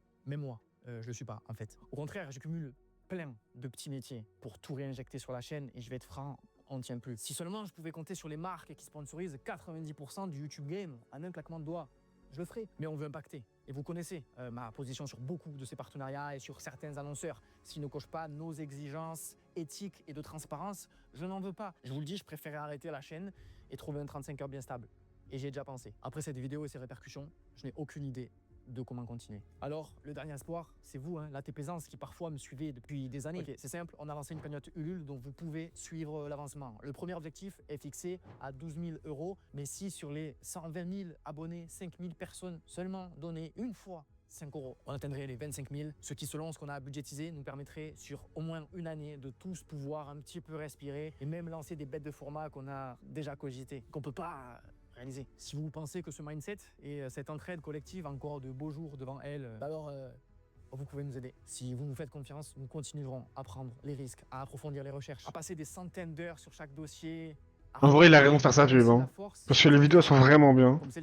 Je vous invite à aller voir si vous connaissez pas. Hein. Et si un jour on parvient à en vivre durablement, putain, ça sera grâce à vous. Merci pour votre attention. Juste 2 minutes, excusez-moi. Et bien même si Guillaume aurait été écarté par Webedia, il n'est pas question pour lui de disparaître. C'est chez vous, Notif, hein, c'est pas chez moi. À monétiser son image via sa propre prod, en collaborant avec quelques structures, parmi lesquelles on va retrouver la Marine nationale ou encore Orano. Pour Orano, d'ailleurs, il avait reçu précédemment le directeur général quelques temps plus tôt dans le QG. Et en fait, voilà, ça avait complètement bien marché, une grosse vague de recrutement. Donc, bon, et là, je suis désolé, mes petites facettes politiques du TP exigent. On va un petit peu s'attarder sur Orano. Entreprise majeure du lobby nucléaire, elle est condamnée dans le passé pour des faits de corruption en Mongolie, mise en cause concernant des opérations au Niger, épinglée à plusieurs reprises pour des questions sociales ou publicité trompeuse en faveur du nucléaire. Voilà, ce n'est pas l'objet central du tout, mais disons simplement que ça éclaire certaines choses dont on parlait avant et prépare la suite. Microbombe dans le temps, l'annonce de Légende. Vient le moment où Légende est alors officiellement lancé. Manuel Diaz, Guillaume Play et une équipe de co-auteurs présentent le concept comme le podcast de demain. On nous promet un format bienveillant, censé donner la parole à celles et ceux qu'on n'entend pas assez, censé montrer des personnes sous un angle inédit, révéler l'humain derrière la célébrité. L'idée est séduisante, faire parler des anonymes tout en gardant une petite touche qui appâte de spectaculaire. Les débuts sont propres, il faut le reconnaître, l'image est maîtrisée. La suite en revanche devient plus ambiguë. Car comme le dit le proverbe, le pouvoir ne corrompt pas, il révèle. Selon une pincée de sources anonymes plus ou moins proches, au-delà de l'argent, la véritable faille serait l'obsession des chiffres. Chez Guillaume Play. Une quête de performance où plusieurs personnes décrivent une culture du sacrifice de l'humain au profit des chiffres. Et je me permets de citer parce que oui, il y aura tout un chapitre en fait qui sera réservé à vraiment se concentrer sur les paroles des concernés. Toutes les personnes qui sont entre lui et le succès, on a des échecs à sa réussite, des maillons faibles. Lorsque la ligne est fixée, les auteurs doivent s'y plier. Les interviews doivent ressembler à ça et parler de ça. Finalement, peu à peu, la promesse de donner la parole à tout le monde, quasiment sans filtre et guidée par la spontanéité, glisse vers une logique plus simple. Faire parler ce qui génère le plus de clics. Ah, c'est ça, hein. La mécanique des thèmes. En janvier 2026, nous avons entrepris d'analyser les 50 vidéos les plus populaires de la chaîne. Un constat s'impose, une présence massive de figures comme... Ton déter, hein. Ouais, bah, Philippe Boxo. Lui aussi, j'allais dire, lui aussi c'est un mytho, Philippe Boxo. Mais justement, allez voir la vidéo d'Anto, les vidéos d'Anto, elles sont excellentes par rapport à Philippe Boxo, justement. Pas si éloigné de Stéphane Bourgoin, qui venait beaucoup à l'époque sur Énergie et tournait autour aussi des sujets de crimes, serial killer. Alors, si on retire ces vidéos, en ce début d'année, près de 30% du top 50, soit environ 15 vidéos, tournent autour de la sexualité féminine, de sujets liés à la vôtre, aux mineurs ou à l'industrie du X. On pourrait parler de cas isolés ou de performance ponctuelle, mais non, parce que lorsqu'un échantillon aussi large fait apparaître une telle concentration, il devient difficile d'ignorer une forme de surreprésentation structurée. Puis comme on le disait, Une source liée à l'équipe d'auteurs affirme même qu'il s'agissait d'une orientation assumée. Mais plutôt que de tirer des conclusions hâtives et loin du concret que je ne peux vous apporter, plus que ça, nous avons choisi de confier l'analyse de ces données à Léa Chou, qui a calculé tout ce qui ressort de la chaîne Légende. Elle est sociologue et créatrice de contenu. Elle va vous proposer une lecture peu rigoureuse et factuelle.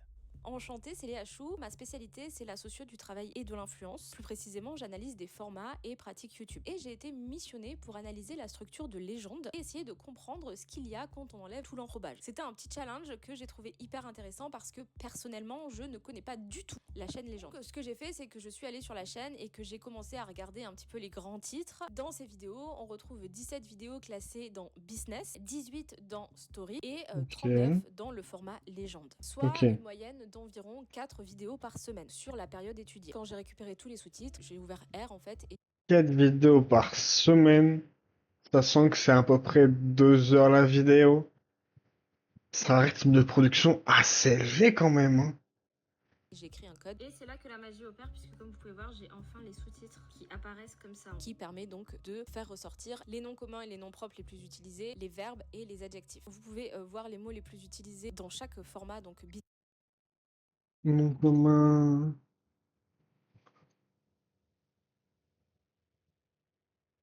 Ok. Business, Légende et Story. Je précise que ça reste quand même à prendre avec des pincettes puisque on est sur un truc très en surface. Néanmoins, je trouvais que le partage de juste ce peu de recherche était quand même très intéressant. Donc voici ce qui ressort un petit peu de mon analyse et de l'analyse textuelle, c'est que donc pour le format Légende classique, on retrouve donc souvent des personnalités connues autour du récit qui mettent souvent en scène un quotidien. Donc on a des récits du quotidien.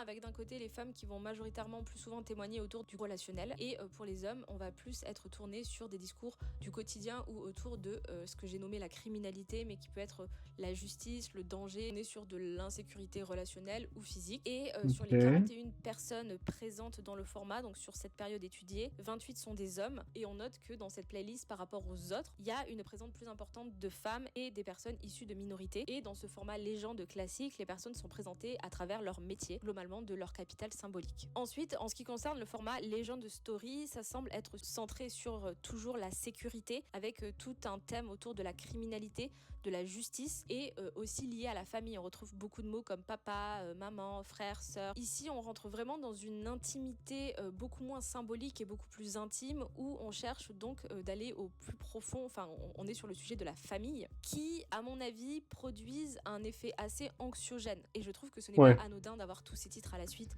À mon sens, on est sur un format drame. Sur les 18 vidéos, 12 concernent des hommes majoritairement blancs, présentés davantage comme donc des monsieur tout le monde. Là, on essaye de toucher un public précis et chaque format légende essaye de toucher un public précis. Et en dernier, nous avons donc le format business qui aborde principalement les sujets de l'immobilier, de la banque, de l'IA. En top mots, on a aussi Bitcoin, on a Amazon, on a Apple. Et là, on a plutôt ce format sous l'angle de révélation de secrets, les petits secrets que personne ne vous aurait dit, et ainsi de suite. Ce qui est le plus intéressant, c'est que sur les 17... Investissez dans cette merde. 17 hommes blancs présentés comme des spécialistes. Je précise aussi qu'il y a un autre travail beaucoup plus approfondi sur le sujet qui est sorti au moment où j'étais en train de finaliser cette vidéo avec TPZ et qui a été fait donc par Vincent d'Internet et Juliette Brigène qui ont aussi enquêté sur les thèmes de légende et qui ont publié cette enquête dans Le Monde avec davantage de temps et de moyens. Et d'après ce que j'ai pu en lire, il me semble qu'on retrouve un petit peu cette conclusion générale que les thèmes transversaux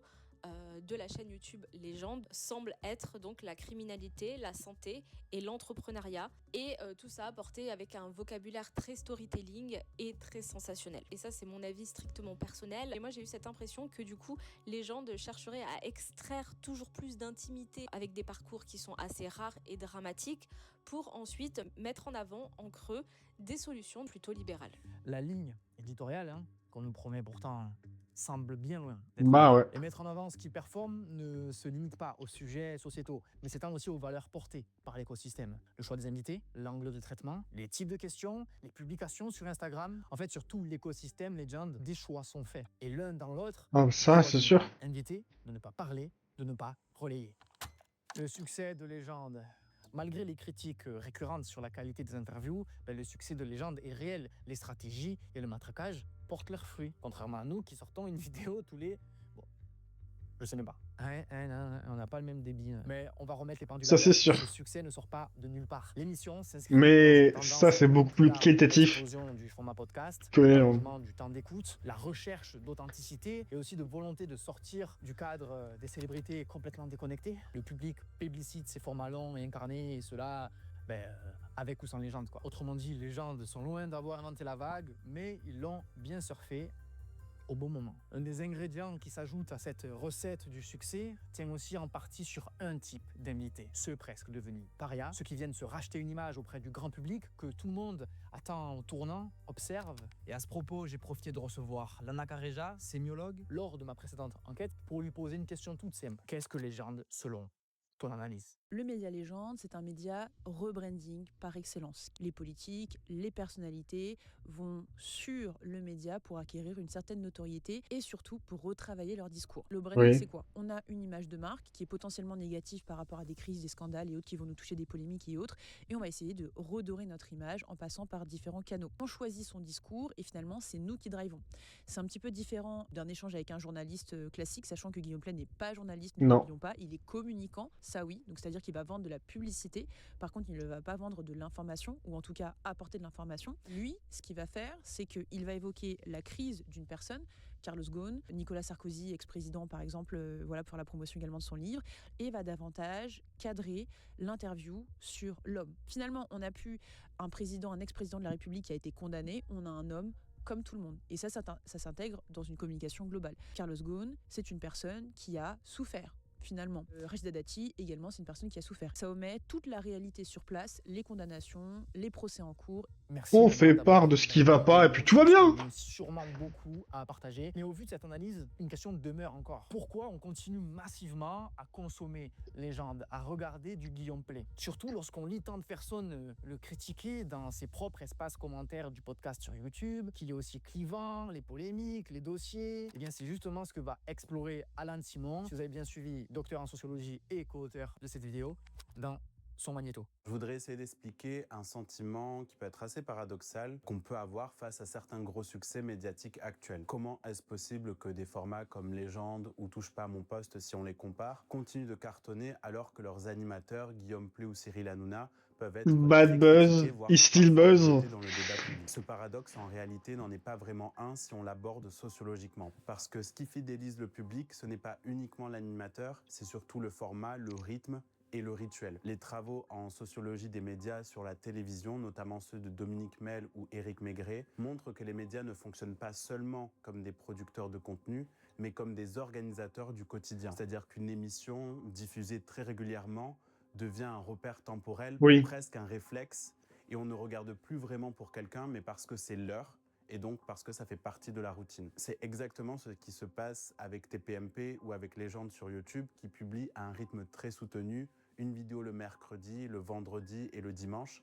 À force de répétition, le format se dépersonnalise de ses animateurs. On ne parle plus de l'émission de Hanouna, par exemple, ou de celle de Guillaume Pley, mais d'un espace médiatique identifiable qui peut être un lieu de clash, de confidence, de récits exclusifs et de tensions attendues. Les recherches sur la routinisation des médias, notamment du professeur britannique Roger Silverstone, montrent aussi que plus un contenu est fréquent, plus le public développe une forme de tolérance. Les polémiques, les scandales, les dérapages sont perçus comme des épisodes supplémentaires d'une série sans fin, rapidement absorbés par le flux continu d'informations qui sort au quotidien. Mais il n'y a pas que la routine. Il y a aussi ce que moi j'appelle un processus de désincarnation, c'est-à-dire la capacité d'un format à créer une distance symbolique entre le créateur et le contenu. Autrement dit, réussir à faire en sorte que le public ne consomme pas toi, mais ce que ton émission met en scène. Si on regarde bien, ni Hanouna ni Guillaume Pley n'incarnent totalement leur concept, même s'ils l'animent. Dans Légende, ce sont les invités, leurs récits,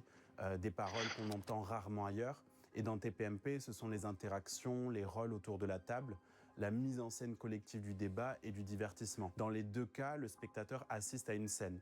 Il peut ne pas aimer l'animateur, mais quand même consommer le contenu. À l'inverse, sur YouTube, certains créateurs fonctionnent autrement. Quand les vidéos sont plus rares et très centrées sur la personnalité comme Squeezie ou Amixem, le public s'attache directement à la personne. L'attachement devient Oui. presque affectif. Et là, si la figure centrale déçoit, c'est tout le projet qui peut vaciller. C'est exactement ça le processus de désincarnation. Créer un concept qui peut te survivre, même si ton image se dégrade, même si tu es absent ou remplacé. Ok, Un format où ta d'accord. personnalité, qu'on l'aime ou qu'on la déteste, n'impacte plus directement les chiffres de l'audience. Il y a bien une chose qu'on ne peut pas retirer à Guillaume, c'est sa longévité. De Energy à Legend, il a plus de 15 ans de carrière et une présence constante sur tout type d'antenne. Il a en quelque sorte l'image de l'animateur nouvelle génération, quoi. Et les faits sont là, hein. Il a traversé les époques médiatiques sans disparaître. Et la question qui touche toujours de telles figures, si problème a lieu, est-ce que ça peut durer? Eh bien, la réponse elle est simple. Cela dépendra en grande partie de la génération qu'il a vu émerger. Nous, la Gen Z, celle avec laquelle il a construit une partie de son histoire. Celle avec qui il a établi un parasocial, puis un transparasocial. Même si il est vrai qu'avec les gens, on observe un repositionnement vers un public plus âgé pour des raisons stratégiques assez évidentes. Vous sentez où je veux en venir? L'enjeu ne se situe pas uniquement du côté de l'animateur. Il se situe aussi chez nous. À quel point sommes-nous prêts à regarder en face ce que devient une figure qui nous a accompagnés durant notre adolescence? À quel point sommes-nous prêts à déconstruire, voire potentiellement cancel quelqu'un qui a fait partie de notre paysage intime, quelqu'un qu'on écoutait tous les soirs, quelqu'un qui nous rend nostalgique, quelqu'un qu'on a idolâtré. Nombre d'entre nous ont grandi avec des références et des expériences pas toujours très cool et similaires durant l'adolescence. Une période d'insouciance, de blessures ouvertes où le divertissement a alors occupé une place centrale. Des soirées à écouter la radio, à regarder des émissions, à se sentir inclus dans une bande, même à distance. Tout ça établit un sentiment d'appartenance qui, même fictif, renforce l'attachement. Forcément que personne n'a envie de voir sa Madeleine de Proust se fissurer. Eh bien, nous y sommes. Ce que vous allez entendre maintenant, ce sont des témoignages de personnes qui ont travaillé aux côtés de Guillaume Play, couvrant différentes Là, les témoignages, ça peut... J'ai hâte de les écouter. périodes, de l'ère Énergie au QG, l'après-QG, puis Légende, en passant par ses collaborations télévisées de très courte durée avec, par exemple, Cyril Hanouna ou Faustine Bollard, dont d'ailleurs on vous a retrouvé des petits extraits. On m'avait vraiment attendu au tournant. J'avais présenté avec Guillaume Play, avec qui ça avait été aussi un peu compliqué. Et donc, je garde pas du tout un bon souvenir, à part avec notre jury. Voilà, mais moi, c'était un peu la souffrance. On a arrêté l'émission aussi parce que sur les équipes, je commençais à voir des personnes dans mes équipes qui se plaignaient et qui me disaient qu'il y avait de gros problèmes avec lui. Et la deuxième chose, moi Guillaume, ça fait 15 ans que je le connais, c'est que je n'ai pas entendu, et je connais peut-être 30 personnes qui ont travaillé avec lui, il y a un consensus dans le métier pour dire que c'est infâme de travailler avec lui, que ce soit les patrons, les stagiaires, les collaborateurs. C'est ce que je disais tout à l'heure. J'ai fait partie du groupe Énergie pendant un certain temps et effectivement, il y avait quand même, enfin, c'était pas des espèces de, on va dire, de témoignages comme ça isolés. Il y avait quand même beaucoup de rumeurs, de bruissements sur ce genre de, effectivement, de comportement, d'humiliation. Et c'est vrai que ces récits dessinent le portrait d'un homme qui ne laisse personne indifférent. C'est pour cela que la grande majorité des personnes que l'on a reçues ont souhaité garder plus ou moins l'animal. de parler, elles craignent que la simple reconnaissance d'une voix ou d'un détail ne les expose à des pressions, qu'elles soient juridiques, mais pas que. D'autant plus que certains occupent aujourd'hui des postes dans le paysage de l'audiovisuel ou médiatique qui pourraient les desservir. Cette enquête est le fruit d'un travail rigoureux mené sur plusieurs semaines. Chaque récit a été recoupé, contextualisé, confronté aux autres témoignages ainsi qu'aux éléments rendus publics depuis 2023. Et si une telle prudence a été rendue nécessaire, c'est avant tout pour protéger les intervenants, le contenu, autour de cette grande raison qui prédomine, la peur. La peur de s'exposer à quelqu'un ou un système perçu comme influent, disposant d'un réseau conséquent et de moyens suffisants pour exercer des pressions, notamment juridiques, comme on le verra juste après. La peur aussi de devoir justifier publiquement, après parfois des années, de voir leurs intentions et leurs vérités racontées, remises en cause. Et enfin la peur d'être entraînée tout simplement dans un conflit qu'elles pensaient avoir laissé derrière elles, mais dont beaucoup n'ont jamais vraiment été guéris. Je prends encore un peu de temps, c'est important, mais beaucoup n'ont ni l'envie ni l'énergie de revivre ce qu'elles ont traversé, ni de subir une éventuelle vague de harcèlement de la part de quiconque. Voilà, je pense que vous êtes désormais bien armés sur les raisons pour lesquelles certaines voix ont été modifiées et certains détails volontairement retirés. Et puisque je vous ai promis du concret, pour saisir la peur qui entoure l'écosystème de Guillaume Play, il suffit d'observer le modus operandi de Manuel Diaz, le big boss d'Influx. Mon équipe et moi avons déterré une petite histoire locale qui pourrait s'apparenter à une culture de la pression. En effet, Manuel Diaz, passionné de basket, était passé par la direction du club de basket de Limoges, CSP. Et ce qui s'est passé offre une illustration assez frappante. Alors que, à raison, la gestion du club suscitait la colère des supporters et de la presse régionale, comme le Populaire du Centre, France Bleu et le Populaire, la moindre pique satirique qui le ciblait, même sous forme de simple tweet, faisait l'objet de mise en demeure immédiate visant les publications. Ces démarches, vécues comme des tentatives d'étouffer la contradiction, révèlent quand même une méthode marquée à utiliser la menace judiciaire, y compris pour des affaires de faible ampleur. Ayant connaissance de ça, vous comprenez bien pourquoi ça compte pour notre enquête. Ce précédent local est tout simplement le miroir des réticences que nous avons rencontrées. Et aujourd'hui, il faut se dire que l'homme a bien plus de succès. Il est évident que face à un environnement perçu comme ultra procédurier, tout le monde y réfléchisse à 2 fois avant de parler, de s'engager, de révéler. Quand j'ai bossé avec Guillaume, je dirais que ce qui m'a le plus marqué, c'est son mode de management. C'est le sentiment d'un schéma qui se répétait. Au début, il y a une phase de séduction totale. Il me disait qu'il m'adorait, il me mettait en avant, il me flattait. Et du coup, il y a une sorte de proximité qui s'est installée. Et moi, j'ai baissé ma garde. Ouah, le mec toxique! J'ai mes propres limites avec le sourire parce que j'étais persuadée d'avoir une forme de relation privilégiée avec lui. Et du coup, il me répétait souvent d'être à la hauteur de ses ambitions. Fallait pas le décevoir parce que voilà. Dès que j'ai cessé de vraiment coller exactement à l'image qu'il attendait de moi, tout a basculé du jour au Ouah, lendemain. le mec toxique! Il a changé, il est devenu distant, il est devenu parfois blessant. Et pour moi, c'était vraiment la douche froide. Déjà parce que la pression était devenue constante. En fait, mon travail, qu'il trouvait génial la veille, semblait ne plus rien valoir. Et il me faisait souvent sentir que je lui devais tout. Et en fait, il insinuait que toute ma réussite dépendait uniquement de lui. Et le pire, c'est que moi derrière, j'ai fini par le croire. C'est pour ça que je dirais que Guillaume semble avoir...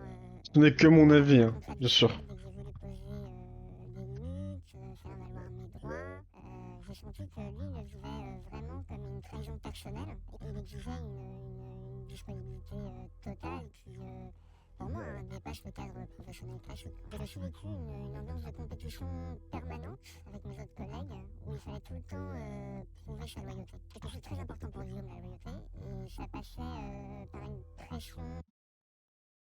J'ai prévu de manger, de dormir si ce que je fais m'intéresse. Je vais m'avoir de cet élan, je ne fais pas des choses qui me passionnent et je ne sais pas doser. Je ne fais que des choses qui me passionnent, je ne sais pas doser. Je n'ai jamais travaillé pour l'argent, j'ai toujours entrepris ce que je faisais comme si c'était de ma propre entreprise en m'investissant sans compter à 2000%.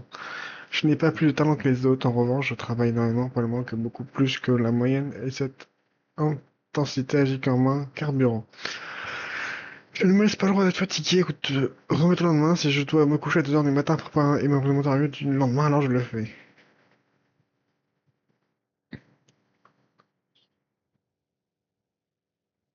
Management. Je sais qu'on trouve parfois dur dans le travail les gens, voire intransigeants. Ça ne vient pas d'un manque d'empathie, au contraire, c'est que sinon je me l'impose d'abord à moi-même et je attends aussi des autres gens qui travaillent avec moi. J'ai commencé à manager des équipes à 18 ans, sans aucune formation, avec beaucoup d'énergie, mais très peu de recul. Et quand on travaille sous pression permanente, on peut devenir plus dur qu'on le voudrait. Ça excuse pas tout, ça excuse pas tout du tout. Et je sais que parfois j'ai trop demandé, je suis sincèrement désolé d'avoir pu blesser certains collaborateurs. Énergie, pendant des années, je vivais avec la peur constante que tout s'effondre. Mon maintien à l'antenne dépendait des chiffres et celui de 14 personnes avec moi. Cela n'excuse rien, mais cela explique en partie quelques tensions, quelques menaces, quelques débordements. Dans son nouvelle investigation de la défense qu'il a choisi d'adapter à ce sujet. C'est dans le livre de Guillaume Play, ça? Oui, ok. Alors, vous voyez pas derrière ma cam, mais oui, c'est un extrait de son livre. Ah, Guillaume Play. C'est écrit derrière ma cam. Ok. Oh, mais ça excuse pas tout, mon ref, hein. Si t'es toxique, puis c'est tout, quoi. Sur les horaires, par exemple, ça s'arrêtait jamais. Hein. Ils me sollicitaient même le week-end, le dimanche, en soirée. Derrière, il y avait une forme de culpabilisation parce que, par exemple, juste avant les jours fériés, parfois, ils nous faisaient comprendre que les vrais bosseurs, eux, ils seraient là. Forcément, hein, il y a certains de mes collègues qui se sentaient obligés d'accepter pour pas se sentir exclus du groupe. Ceux qui restaient tard, bien après les horaires de bureau classiques, étaient très souvent valorisés alors que les autres étaient dénigrés. Mais la conséquence directe sur certains projets, ça a conduit à l'épuisement et c'est normal. Hein. On nous demandait parfois un nombre incalculable de versions pour des détails que personne ne relevait. Et moi, il m'est même arrivé d'ailleurs d'être mal à l'aise avec certaines demandes qu'il avait où on voyait que la recherche du buzz semblait prendre le pas sur tout le reste, quoi. Parfois même sur ma propre équipe. C'est en fait, c'est quand il voit les premiers chiffres, quand il voit les premiers sous, que là, c'est un taré. Il est obsédé par... s'il voit 100 000, il veut 500 000. Quand il voit 500 000, 20 millions. Quand il voit 1 million, il en veut 3. Et c'est un éternel insatisfait. Mais il veut toujours plus. Les personnes qui sont entre lui et le succès, on est des échecs à son succès. Et Guillaume, c'est quelqu'un qui veut avoir tout le contrôle. Et surtout, s'il y a moindre chose qui ne lui convient pas, on est les fautifs à 100%. Toutes les équipes ont une pression énorme sur les épaules, presque 24/24. C'est-à-dire qu'on s'endort avec des vocaux de Guillaume et on se réveille avec des vocaux de Guillaume. Quand tu travailles chez les gens, c'est... Tu manges, tu respires les jambes. Wesh. Cette phrase-là, c'est que t'as vraiment une relation toxique avec ton taf. Ou avec ton patron. Moi, je taffe à côté des streams. Et je rentre chez moi, je pense plus au boulot, je pense à autre chose. Genre là, je me rentre, je pense à mon live, tu vois.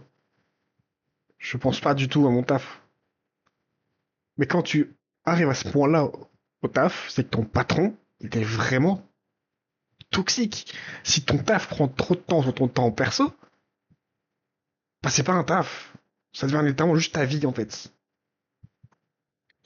Tu vis, tu manges, tu respires les jambes. On est poussé par là, il y en a plusieurs qui sont partis pour ça. Des alternants, des CDI. Il y en avait marre en fait de bosser sous tension. Tu sais, genre, tout le monde rigole. Quand il rentre dans la pièce, tout le monde ferme bien sa gueule. Et on est là, tête dans le PC, et on écrit des merdes. T'as tout le monde qui avait... Ah oui, d'accord. Hein. Tu sais comment ça se passe. Ça peut vite piailler. Dans n'importe quelle boîte, quand il y a un lien de subordination et que le manager est un petit peu insupportable, tout le monde se lie par un truc, c'est que le gars est insupportable. Et lui, il était particulièrement insupportable. Il mettait des tensions, il mettait de la pression, il avait des coups de nerfs, mais des coups de nerfs mesurés. Parce que l'image, c'est important, tu vois. Il sait jamais, tu sais, il lève pas la main, il lève pas le... Tu sais, il est sec. Il était nerveux, piquant, méchant, blessant, tu vois. Le truc, c'est qu'il commençait à avoir une sale réputation à Webedia.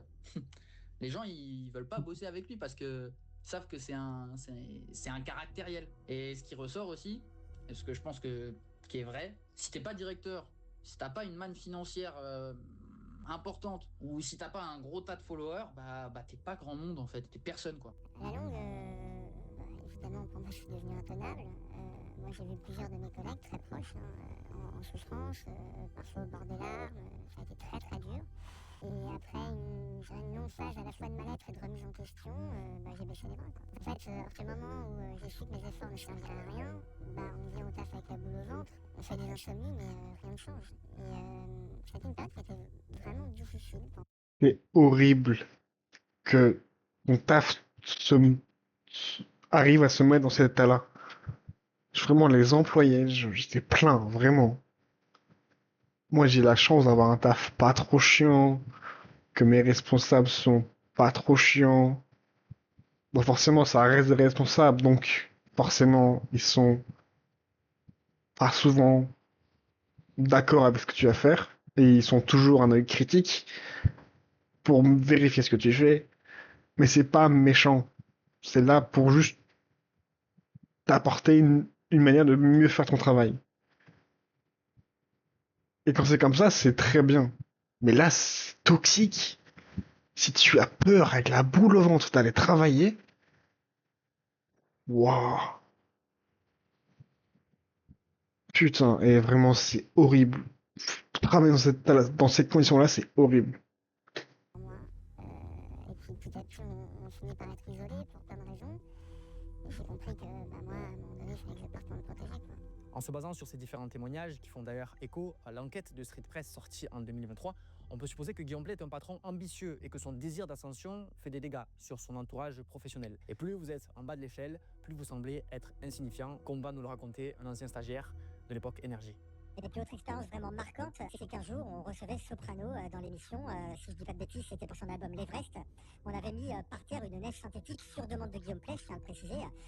Et puis on avait fait une super déco. Enfin, c'était vraiment quelque chose de classe, de stylé. Ce qu'il y a là-dedans, c'est qu'à un moment donné, il nous a dit, ouais, pour sortir, on va glisser, on va se casser la gueule, trouver un moyen, aller chercher les fringues qui sont en haut. Donc en gros, il y avait un gros carton avec plein de t-shirts vieux usagés dans le bureau. Je suis allé là-bas et j'ai dit, bon, bah, il veut que je les mette par terre, je les mets par terre. Donc, tous ces t-shirts-là, moi, j'avais pas vu, mais il y en avait un qui était un t-shirt dédicacé par plein de fans. Et là, il commence à péter un plomb contre moi en me disant, mais c'est quoi ces conneries? Pourquoi tu fous ça par terre? Il me dit, mais t'es vraiment con. Et là, il m'a allumé et puis je suis parti en pleurant. Mais faut savoir que Guillaume Play, à ce moment-là, il a aucune compassion pour rien. De toute façon, honnêtement, son équipe, elle est bonne à aller lui chercher ses sushis quand il se les faisait livrer sur Wesh. trouver des sons pour son émission, et sinon il nous calculait pas. De toute façon, c'était le genre de mec qui arrivait 10 minutes avant son émission, et dès que son D'accord. émission était terminée, il se barrait. Ah ouais, ok. Parce que ça m'a fait pleurer, premièrement, parce qu'il y a une humiliation qui est vraiment violente. Il faut vraiment se mettre à ma place, à moi, et puis de tous les stagiaires qui sont passés avant moi et après moi, parce que je suis pas le seul à avoir fini dans cet état-là. Et puis il faut aussi se dire que moi, j'avais payé une école 15-20 000 balles, et que j'étais persuadé à ce moment-là que Guillaume Play allait saquer toute ma réputation, que je n'allais pas pouvoir travailler dans le milieu de la radio. Et donc forcément, bah, tout ça mis bout à bout, ça m'a fait complètement craquer. De ce Oui, que nous dit logique. notre interlocuteur, Guillaume Play aurait agi de la même manière avec plusieurs stagiaires dans des cadres professionnels. Où Bah, pareil, t'es stagiaire pour découvrir réellement le travail et t'arrives là-dedans. Mais comment t'es pas dégoûté du monde du travail après ça? Genre, c'est impossible. Tu arrives là-dedans, t'es stagiaire, bah, forcément t'as plus envie de travailler après. Si tu arrives là-dedans, si t'arrives dans un taf toxique, parce que tes responsables sont toxiques, parce que tes collègues sont cons, forcément qu'après t'es dégoûté du monde du travail en fait. multiples. Au bout d'un moment, ça devait bien se savoir. Hein. Moi, j'avais le directeur de l'école que je faisais, une école pour devenir animateur radio, à qui j'ai dit, bah, je pense que je vais arrêter la radio. Il m'a dit, non, mais on sait très bien comment ça se passe avec Guillaume Play, et bah, si ça tenait qu'à moi, personne n'ira en stage chez lui. Dans le milieu, à mon sens, hein, plus personne n'est dupe. Plus personne n'est dupe. Tout le monde est au courant que faut pas aller bosser là-bas. J'ai eu l'occasion, au cours de ces dernières années, de rencontrer des gens qui n'avaient pas la même expérience de moi, mais qui le connaissaient aussi. Donc, qui ont bossé soit sur le QG, soit sur les ça, jeunes, genre, et qui m'ont tous raconté la même chose, quoi. Enfin, et en fait, quand tu rencontres des gens et que tu leur dis « Ah, t'as bossé avec cette personne ?» Ils te disent « Ouais, il y a toujours un petit moment de flottement, de regard. Mhm. Ok, on peut en parler. » Cite-moi une collaboration de Guillaume Play qui a bien terminé. Avec Jimmy Labeu, avec toute l'équipe d'énergie, avec Cyril Hanouna. Je vois pas une seule fois où ça s'est bien terminé. Tout ce qu'on vient d'aborder, Roman, journaliste chez Street Press. Il me semble qu'à l'époque où Guillaume Play était chez Webedia, et que Ponce aussi, ils devaient faire un live ensemble sponsorisé par Coca-Cola. C'est que ça vient de nous revenir là en fait. Je crois que Ponce il en a parlé une fois. Et en bref, genre, Guillaume Play était toxique de fou. C'était pas je crois un live ou une vidéo YouTube. Guillaume Play était toxique de fou avec les équipes et Ponce. Et je crois que ça s'est pas fait finalement. En tout cas, je sais que Ponce, il me semble que Ponce en a parlé une fois sur un live. L'avait déjà initié dans son papier. J'ai pu m'entretenir avec elle pour qu'elle nous raconte les offs de son enquête. On publie, il y a quelqu'un qui m'a appelé en anonyme et qui m'a dit je vous donnerai pas mon nom, c'est dead, mais ça c'est juste le truc qui m'a vraiment choquée moi en tant que journaliste. Après ça arrive souvent avec que les gens aient peur de parler. Il y avait déjà eu des prises de parole sur les réseaux sociaux, des gens qui sous leur vrai nom expliquaient que Guillaume Play avait été un patron qui poussait au burn-out, toxique et autoritaire et tout. Et je me suis dit, mais pourquoi les gens ont si peur, quoi? D'après ce qu'on nous rapporte, le clan autour de Guillaume Play n'a pas l'air de se laisser faire quand on les attaque. On peut supposer que cette présumée pression dissuade certaines victimes de parler, car beaucoup veulent passer à autre chose et n'ont pas la force de se lancer dans des procès épuisants et financièrement dangereux, quoi. Voici désormais la parole de deux femmes aux témoignages qui se ressemblent. Pour les plus sensibles, je vous affiche des trigger warnings. Moi, qui en suivent abordent des sujets particulièrement sensibles, la violence psychologique et le harcèlement professionnel. Le sentiment d'humiliation et de violence S et S. Ces récits peuvent s'avérer éprouvants ou faire écho à des expériences personnelles douloureuses. Nous vous invitons à aborder cette partie du commentaire avec toute bienveillance nécessaire envers vous-même. Lui, contre réalité, il le déteste parce qu'il est désagréable, parce qu'il leur parlait comme de la merde. Mais nous, les filles, on le déteste parce que c'est un prédateur, en fait. J'ai commencé à être fan de Guillaume en 2012. J'avais 14 ans à l'époque. J'étais très, très naïve. Hein, et bon, moi, j'ai toujours adoré, j'ai toujours adulé, etc. Et c'est que depuis pas si longtemps que ça, en fait, que j'ai ouvert les yeux en tant qu'adulte et que je me dis qu'en fait, c'est un mec problématique. Et que je me suis rendu compte que ce qu'il faisait à l'époque, c'était pas normal. Et que je dis ce qu'il faisait à l'époque, c'est-à-dire qu'il il nous draguait. Alors, pas que moi, hein, je connais d'autres aussi. Par message. Attends, fais voir les messages. Ça ferait... Moi aussi, je t'enverrai un message hein, vraiment pour savoir. Et n'oublie pas, quand tu veux plus de ton pull, tu peux me le passer. Hein. Ouais, d'accord, tu viendras, je te l'emmènerai. Tu mets du vernis sur la photo de profil, tu tiendras une femme, c'est marrant, trop bien, merci. Ah, et dans un mois, je dis, attends, yes, tout. Dans 18 ans.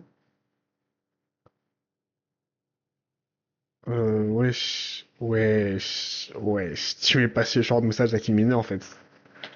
Des questions déplacées alors qu'il avait 30 ans et que nous, on était mineurs. Donc, on commence comme ça. Tu arrives à 30 ans, tu parles à des jeunes filles de 14-15 ans et tu leur dis, tu mets du vernis sur ta photo de profil, tu deviens une femme, c'est marrant. On continue. Et moi, à l'époque, ça me dérangeait pas parce que j'étais très naïve et que je croyais au prince charmant. Bah oui, ça doit faire beau, j'ai plein de fans comme ça. Et toi, t'as un chéri maintenant, mais un an. Ah bon, pourquoi? Je sais pas les mecs chelous. Je sais pas, je veux dire que les mecs chelous, je dois être chelou aussi. Peut-être, je sais pas. Non, mais tous les beaux mecs du lycée sont c'est triste. Aussi, c'est triste. Ah bon, même pour toi qui es toute jolie. Et tu parles pas comme ça à une mineure quand t'as 30 piges, wesh.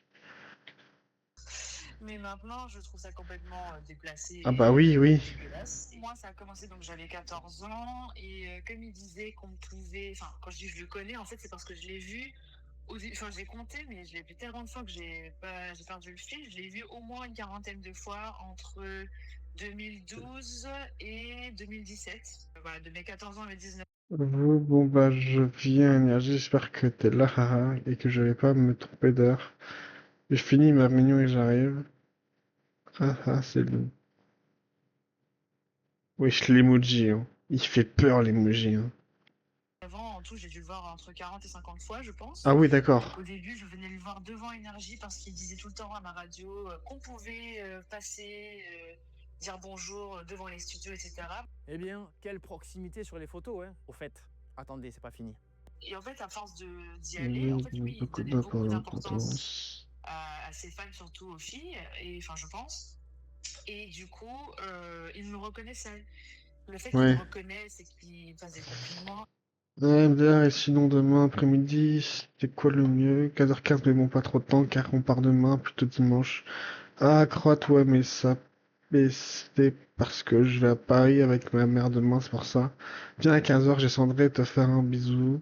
15h. Ah bon, mais t'auras le temps? Cool. Un bisou. Wesh, t'as 30 piges. Wesh, mais comment tu peux pas aller à une mineure comme ça alors que t'as 30 piges? Je trouve ça dégueulasse. Oh, putain. Ah, ça me fait plaisir que tu sois là, ça me fait plaisir de te voir et tout. Et ben, j'étais complètement piquée. Et je me disais, oh là là, mais il m'a reconnu. T'es trop belle. Tu rends bien sur les vidéos. Personne, tu fais ma journée là. Wesh, la phrase de... Je vais rien dire, mais putain. Je viens de voir les messages, tu dors pas? Non, enfin là, j'allais me coucher. Non, mais on t'a attendu 2h30. Moi, je suis trop déçu. Je voulais te voir avant de partir en vacances. Trop mignonne ta dernière photo Insta. Merci.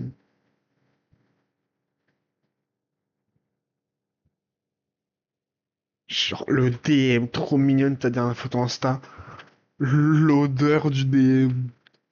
Du coup, je me sentais importante. T'es trop belle, tu rentres bien sur les vidéos, trop mignonne sur ta dernière photo. Ok, donc voilà, on a Guillaume Play, 29 ans, bâtard de la radio qui aurait écrit ces mots à une mineure lors d'une discussion nocturne à 5h du matin. Serait-ce une passion de parler à des filles mineures, encore une fois, la nuit sur Snap et Instagram? Je me demande. Et à l'époque, il y avait Instagram, donc c'est à cette époque-là qu'il a commencé à suivre un peu ses fans sur Instagram, dont moi. Bon, maintenant, avec du recul, je me rends compte qu'il suivait surtout les filles qu'il trouvait mignonnes. Hein. Pour le contexte, donc j'écoutais ces émissions radio depuis 2014, donc il faut savoir que je suis née en 2000, donc j'avais 14 ans. À cette époque-là, ils faisaient des visites de studio. J'avais l'occasion d'y aller puisque mes parents, on allait à Paris avec mes parents, donc j'avais 15 ans. Donc je suis allée visiter les studios, donc Guillaume me faisait visiter, on était un petit groupe.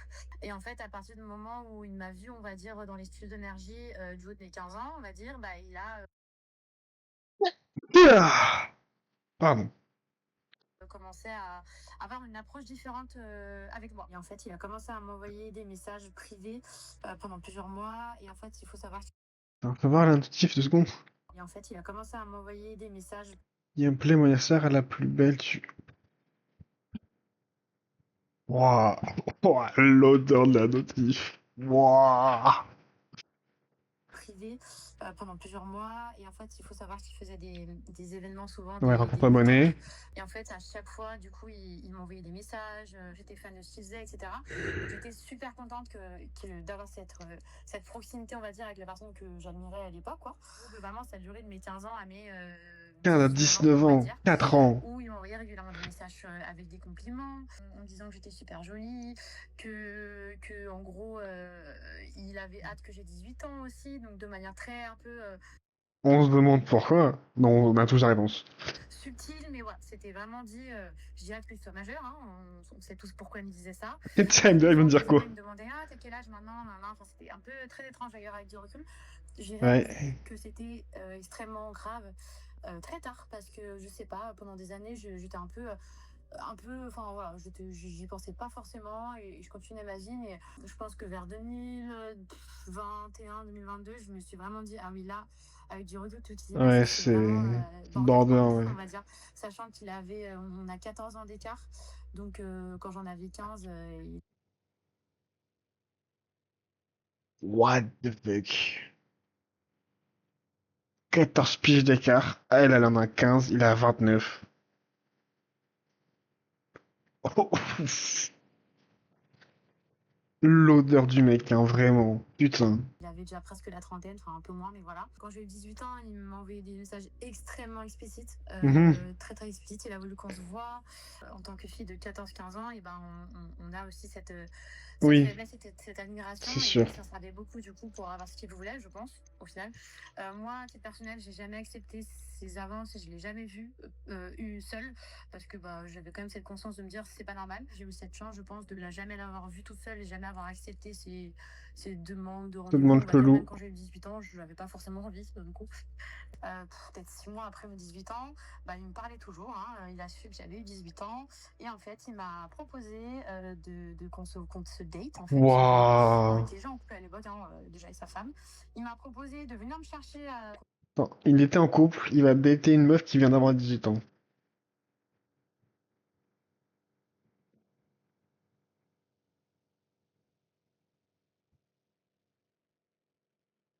Je sais pas quoi dire.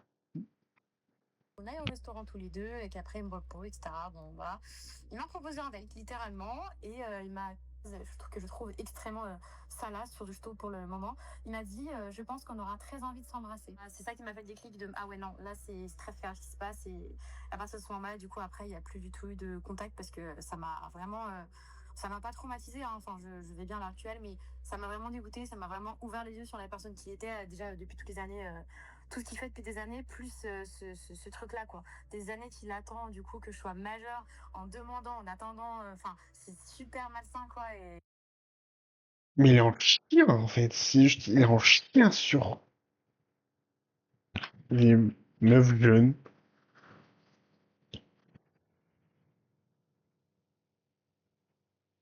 Ce genre de mec, ça me dégoûte. Mais vraiment. Il y a une fois où je suis venue le voir, et cette fois-ci j'étais toute seule, Parce que souvent, quand on y allait, on était en groupe à plusieurs. J'avais 17 ans, donc j'étais presque majeure. Presque. Et j'avoue qu'à l'époque, comme j'étais folle amoureuse de lui, parce qu'il est très fort, hein, c'est un grand charismatique, j'avais qu'une hâte, c'était d'avoir 18 ans pour qu'on puisse sortir ensemble. Voilà, j'étais complètement timbrée. Ça va toi? Moi ça va. Dans la semaine passe. Faire quoi pour tes vacances la semaine prochaine? On prend une semaine de vacances, je cherche là. Tu es temps, toi. Ah, oh, moi c'est dans 15 jours, le 26. Le jeudi de la deuxième semaine, donc j'espère que tu seras là. Bah ouais, carrément. Et 8 ans, du coup, cool, ouais, grave. Et Dieu merci, ça n'est jamais arrivé. Mais une fois j'étais allée le voir, j'avais 17 ans. D'ailleurs, j'ai une des photos sur Instagram qui date de ce jour-là, où il m'avait dit qu'il s'était acheté une nouvelle voiture. Il m'a dit, mais je te la montrerai quand tu auras 18 ans, je t'emmènerai faire un tour. Et on parlait dans le hall d'énergie, donc devant le mec de l'accueil qui devait se dire, mais Guillaume, c'est vraiment un coin dégueulasse. Ouais. Je suis spéciale à ses yeux, alors peut-être déjà il devait dire ça à plein d'autres meufs. Oui, Et qu'en fait, il voulait juste baiser. Enfin, c'est ça. Avec des meufs jeunes, du coup. comme toutes les autres, hein, je pense. Moi, j'ai eu la clarté d'esprit et la super bonne idée de. En fait, il me parlait sur Snap. Il était très malin, c'est qu'il me parlait sur Snap. Donc, forcément, les messages, au bout de 24 heures, ils se supprimaient. Oui. Il savait très bien ce qu'il faisait. Et en fait, j'y ai pensé à enregistrer certains messages. En fait, il m'appelait beaucoup ma baby, ma jolie, ma beauté, nanana. L'odeur, J'ai fait une l'odeur. photo de la discussion avec un autre téléphone. Ma jolie, ma baby et la cerise sur le gâteau. Si tu veux qu'on continue à s'écrire, efface STP, j'aurais pas confiance sinon. Mais comment te comporterais-tu avec des adolescentes sur ce screen, 30 ans? Pourquoi ne veux-tu pas qu'elles enregistrent les messages que tu leur envoies? Aurais-tu quelque chose à cacher? Je sais pas pourquoi, j'ai eu ce réflexe de me dire, ok, je prends en photo, ça fait des preuves, etc. Et en Elle a eu bien, elle a bien fait, les meufs. Ce que j'ai, c'est qu'on voit vraiment les dates, les jours où il m'envoyait du coup les ma baby, nanana, etc. Je pense qu'il a eu conscience que c'était vraiment pas top ce qu'il faisait, mais malgré tout. C'est pas top du tout. Il se sentait très bien parce qu'il arrivait à ce que ça sorte pas trop. On enlève les messages, on parle à personne, enfin voilà. J'ai entendu beaucoup de choses à son sujet, comme quoi c'est un pervers narcissique, comme quoi il est horrible avec ses équipes, il fait pleurer les gens. Et moi, c'est ça qui m'énerve encore plus. Face au public, il joue les mecs adorables, il a réussi à piéger tout le monde, et qu'en fait, par derrière, il est absolument exécrable. Oui, bah en fait, le problème avec Guillaume Play, c'est que au premier abord, c'est quelqu'un d'extrêmement jovial, extrêmement. Il a l'air très gentil, très bienveillant, très à l'écoute. Et c'est le piège, c'est que, comme je disais, on ne peut pas savoir en regardant quelqu'un au premier coup d'œil. Et c'est aussi pour ça qu'à l'heure d'aujourd'hui, il n'est toujours pas tombé. Et c'est compliqué pour les victimes de faire entendre leur voix quand on est face à un personnage public comme ça qui est globalement apprécié par tout le monde. C'est le problème. L'image de gendre idéal de Guillaume Play et sa longévité dans l'industrie de la radio nous constitue une image positive qui est extrêmement dure à contrebalancer. Toutes les personnes qui ont témoigné dans cette vidéo nous présentent un autre visage et il y en a peut-être d'autres qui gardent le silence. Et oui. Si ça vous arrive, vous n'êtes pas seul et vous pouvez en parler et c'est pas parce que vous avez l'impression que derrière vous pourriez être victime de représailles parce que vous êtes en début de carrière, parce que vous n'avez pas encore fait vos preuves dans ce milieu-là. C'est un milieu qui est difficile à vivre, qui peut être vraiment compliqué, et notamment quand on est des femmes et quand on est issu de minorités. Il faut en parler, et moi, ce que j'aimerais montrer aujourd'hui, c'est que plus on dénoncera de tels agissements, et moins il y aura d'impunité dans ce milieu-là. Donc en fait, il faut continuer. Faut pas avoir peur, faut en parler. Il faut en parler aux personnes autour de vous. Il faut en parler à vos amis, il faut en parler à votre famille. Et en fait, il faut que la honte change de camp. Et maintenant qu'on a les réseaux sociaux, je pense que c'est hyper important de pouvoir parler et éliminer ces parasites finalement, parce que ça crée des traumas, ça crée des femmes qui sont pas bien à leur peau pendant des années, des décennies, parce qu'elles n'en parlent pas forcément. La honte, c'est du côté des hommes. C'est un problème. Ce genre de choses, que ce soit des Mais littéralement, c'est les mots. Hein. Et c'est même souvent ceux qu'on ne soupçonne pas forcément. La parole peut aussi être remise en doute, mais malgré tout, il ne faut pas lâcher, parce que dans tous les cas, c'est rarement qu'une seule victime. Il y a toujours plusieurs victimes, toujours plusieurs personnes qui ont vécu des choses similaires. Et je pense que prendre le courage d'en parler, déjà, je pense que ça fait du bien. Et malheureusement, il y a trop de victimes de ce genre de mec. Trop. Et malheureusement, elles sont pas tout le temps, toutes entendues. Et il y a encore ce genre de personne qui malheureusement est encore dans le paysage médiatique français ou international. Et bon là, c'est des trucs qui où on n'a pas de portée à part en parler et dénoncer. C'est le seul truc qu'on peut faire. Et porter plainte. Enfin, les victimes. C'est le seul truc qu'ils peuvent faire. Et c'est sûr, c'est bien que ce genre de vidéos existe. Elles sont d'utilité publique. Et elles permettent de montrer que bah il y a plein de merde, de mauvaises personnes comme ça. La personne et ça fait aussi du bien à d'autres personnes qui peuvent se lancer du coup. Ça peut faire comme effet boule de neige. En fait, plus il y aura de personnes, plus la personne tombera facilement et il y aura moins il y aura de victimes quoi. Parce que ce genre de personnes, quel que soit leur âge et le temps qui passe, elles arrêteront jamais de faire des victimes, on va dire. Donc j'ai décidé de témoigner sans cacher ma joie parce que Guillaume, en fait, c'est un mec qui se croit tout puissant, c'est un mec qui a pris la confiance de tout Et le monde. d'avoir une armée d'avocats. Hein.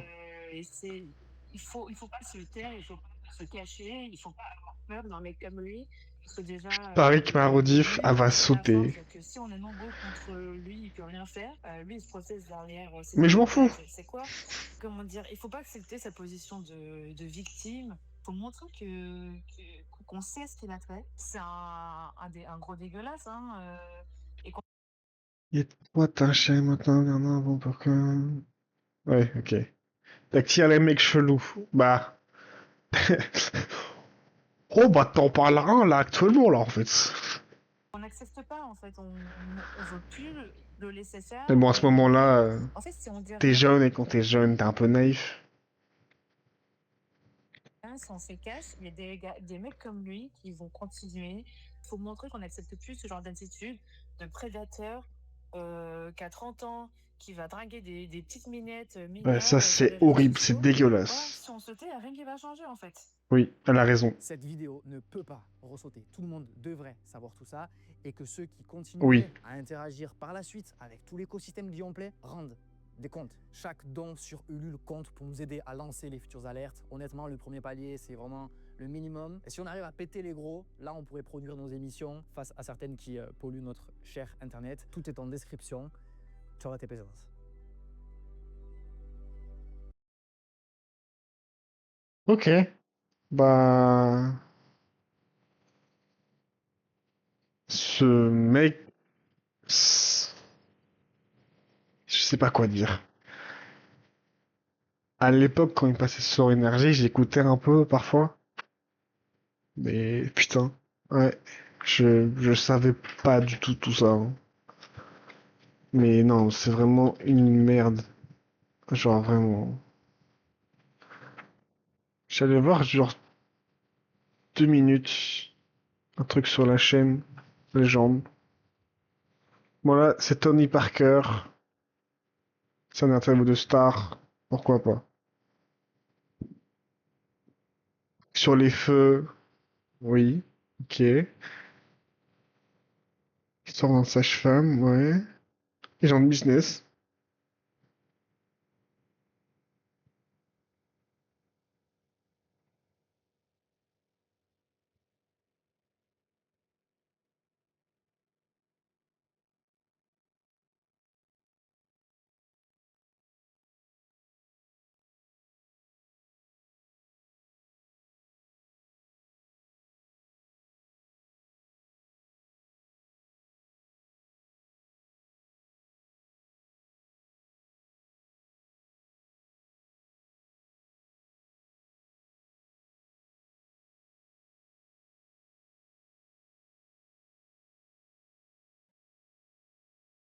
Avec sa tête de fils de... Avec sa tête.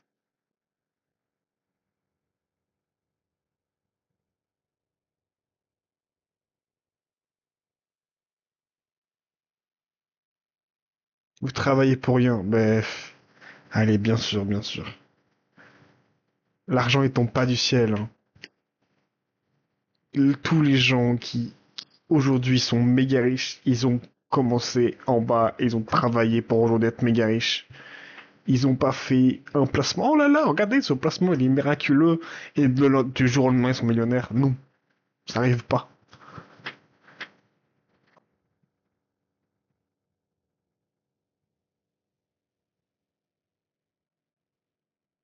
Je comprends même pas pourquoi lui, là, Fabien Leclerc, il a été là-bas, en fait.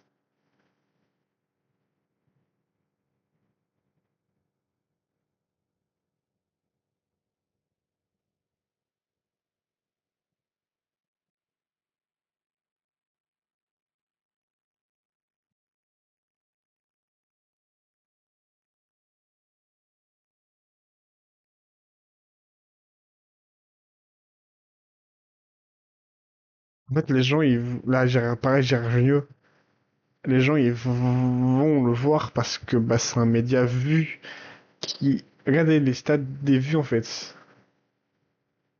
Il suffit qu'à voir les vues que ça fait, forcément que les gens, ils vont le voir.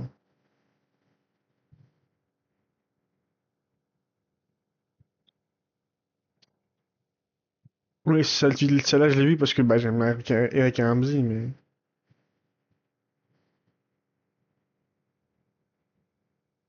voilà, quoi.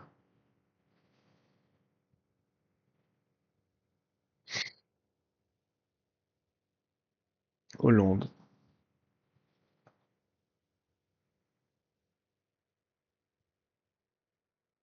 Ouais, le platiste. Celle-là, j'avais vu le react de Jiraya. Et le mec, il dit des trucs qui sont, pour nous, qui sont pas complotistes, et des trucs qui paraissent lunaires, en fait.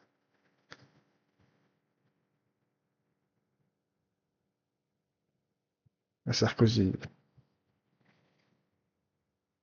Et lui, hein, lui, là. J'ai rien dit, hein, mais bon, on sait, quoi.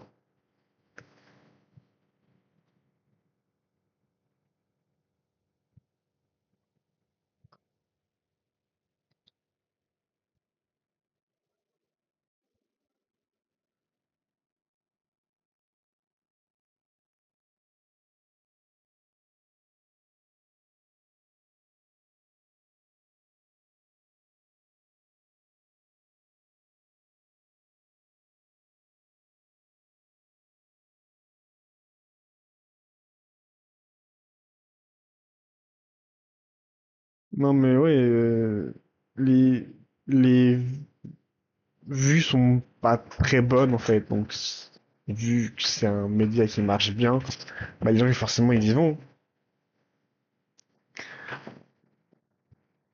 Ah. Bon, en tout cas, TPZ, vraiment, très très bonne vidéo. Vraiment, je sais pas quoi dire d'autre à part très bonne vidéo. Vraiment, Voilà. YouTube. J'espère que les reacts t'a plu. Si c'est le cas, tu peux liker, t'abonner, bien sûr. Et nous, Twitch, on est parti jouer à Fortnite.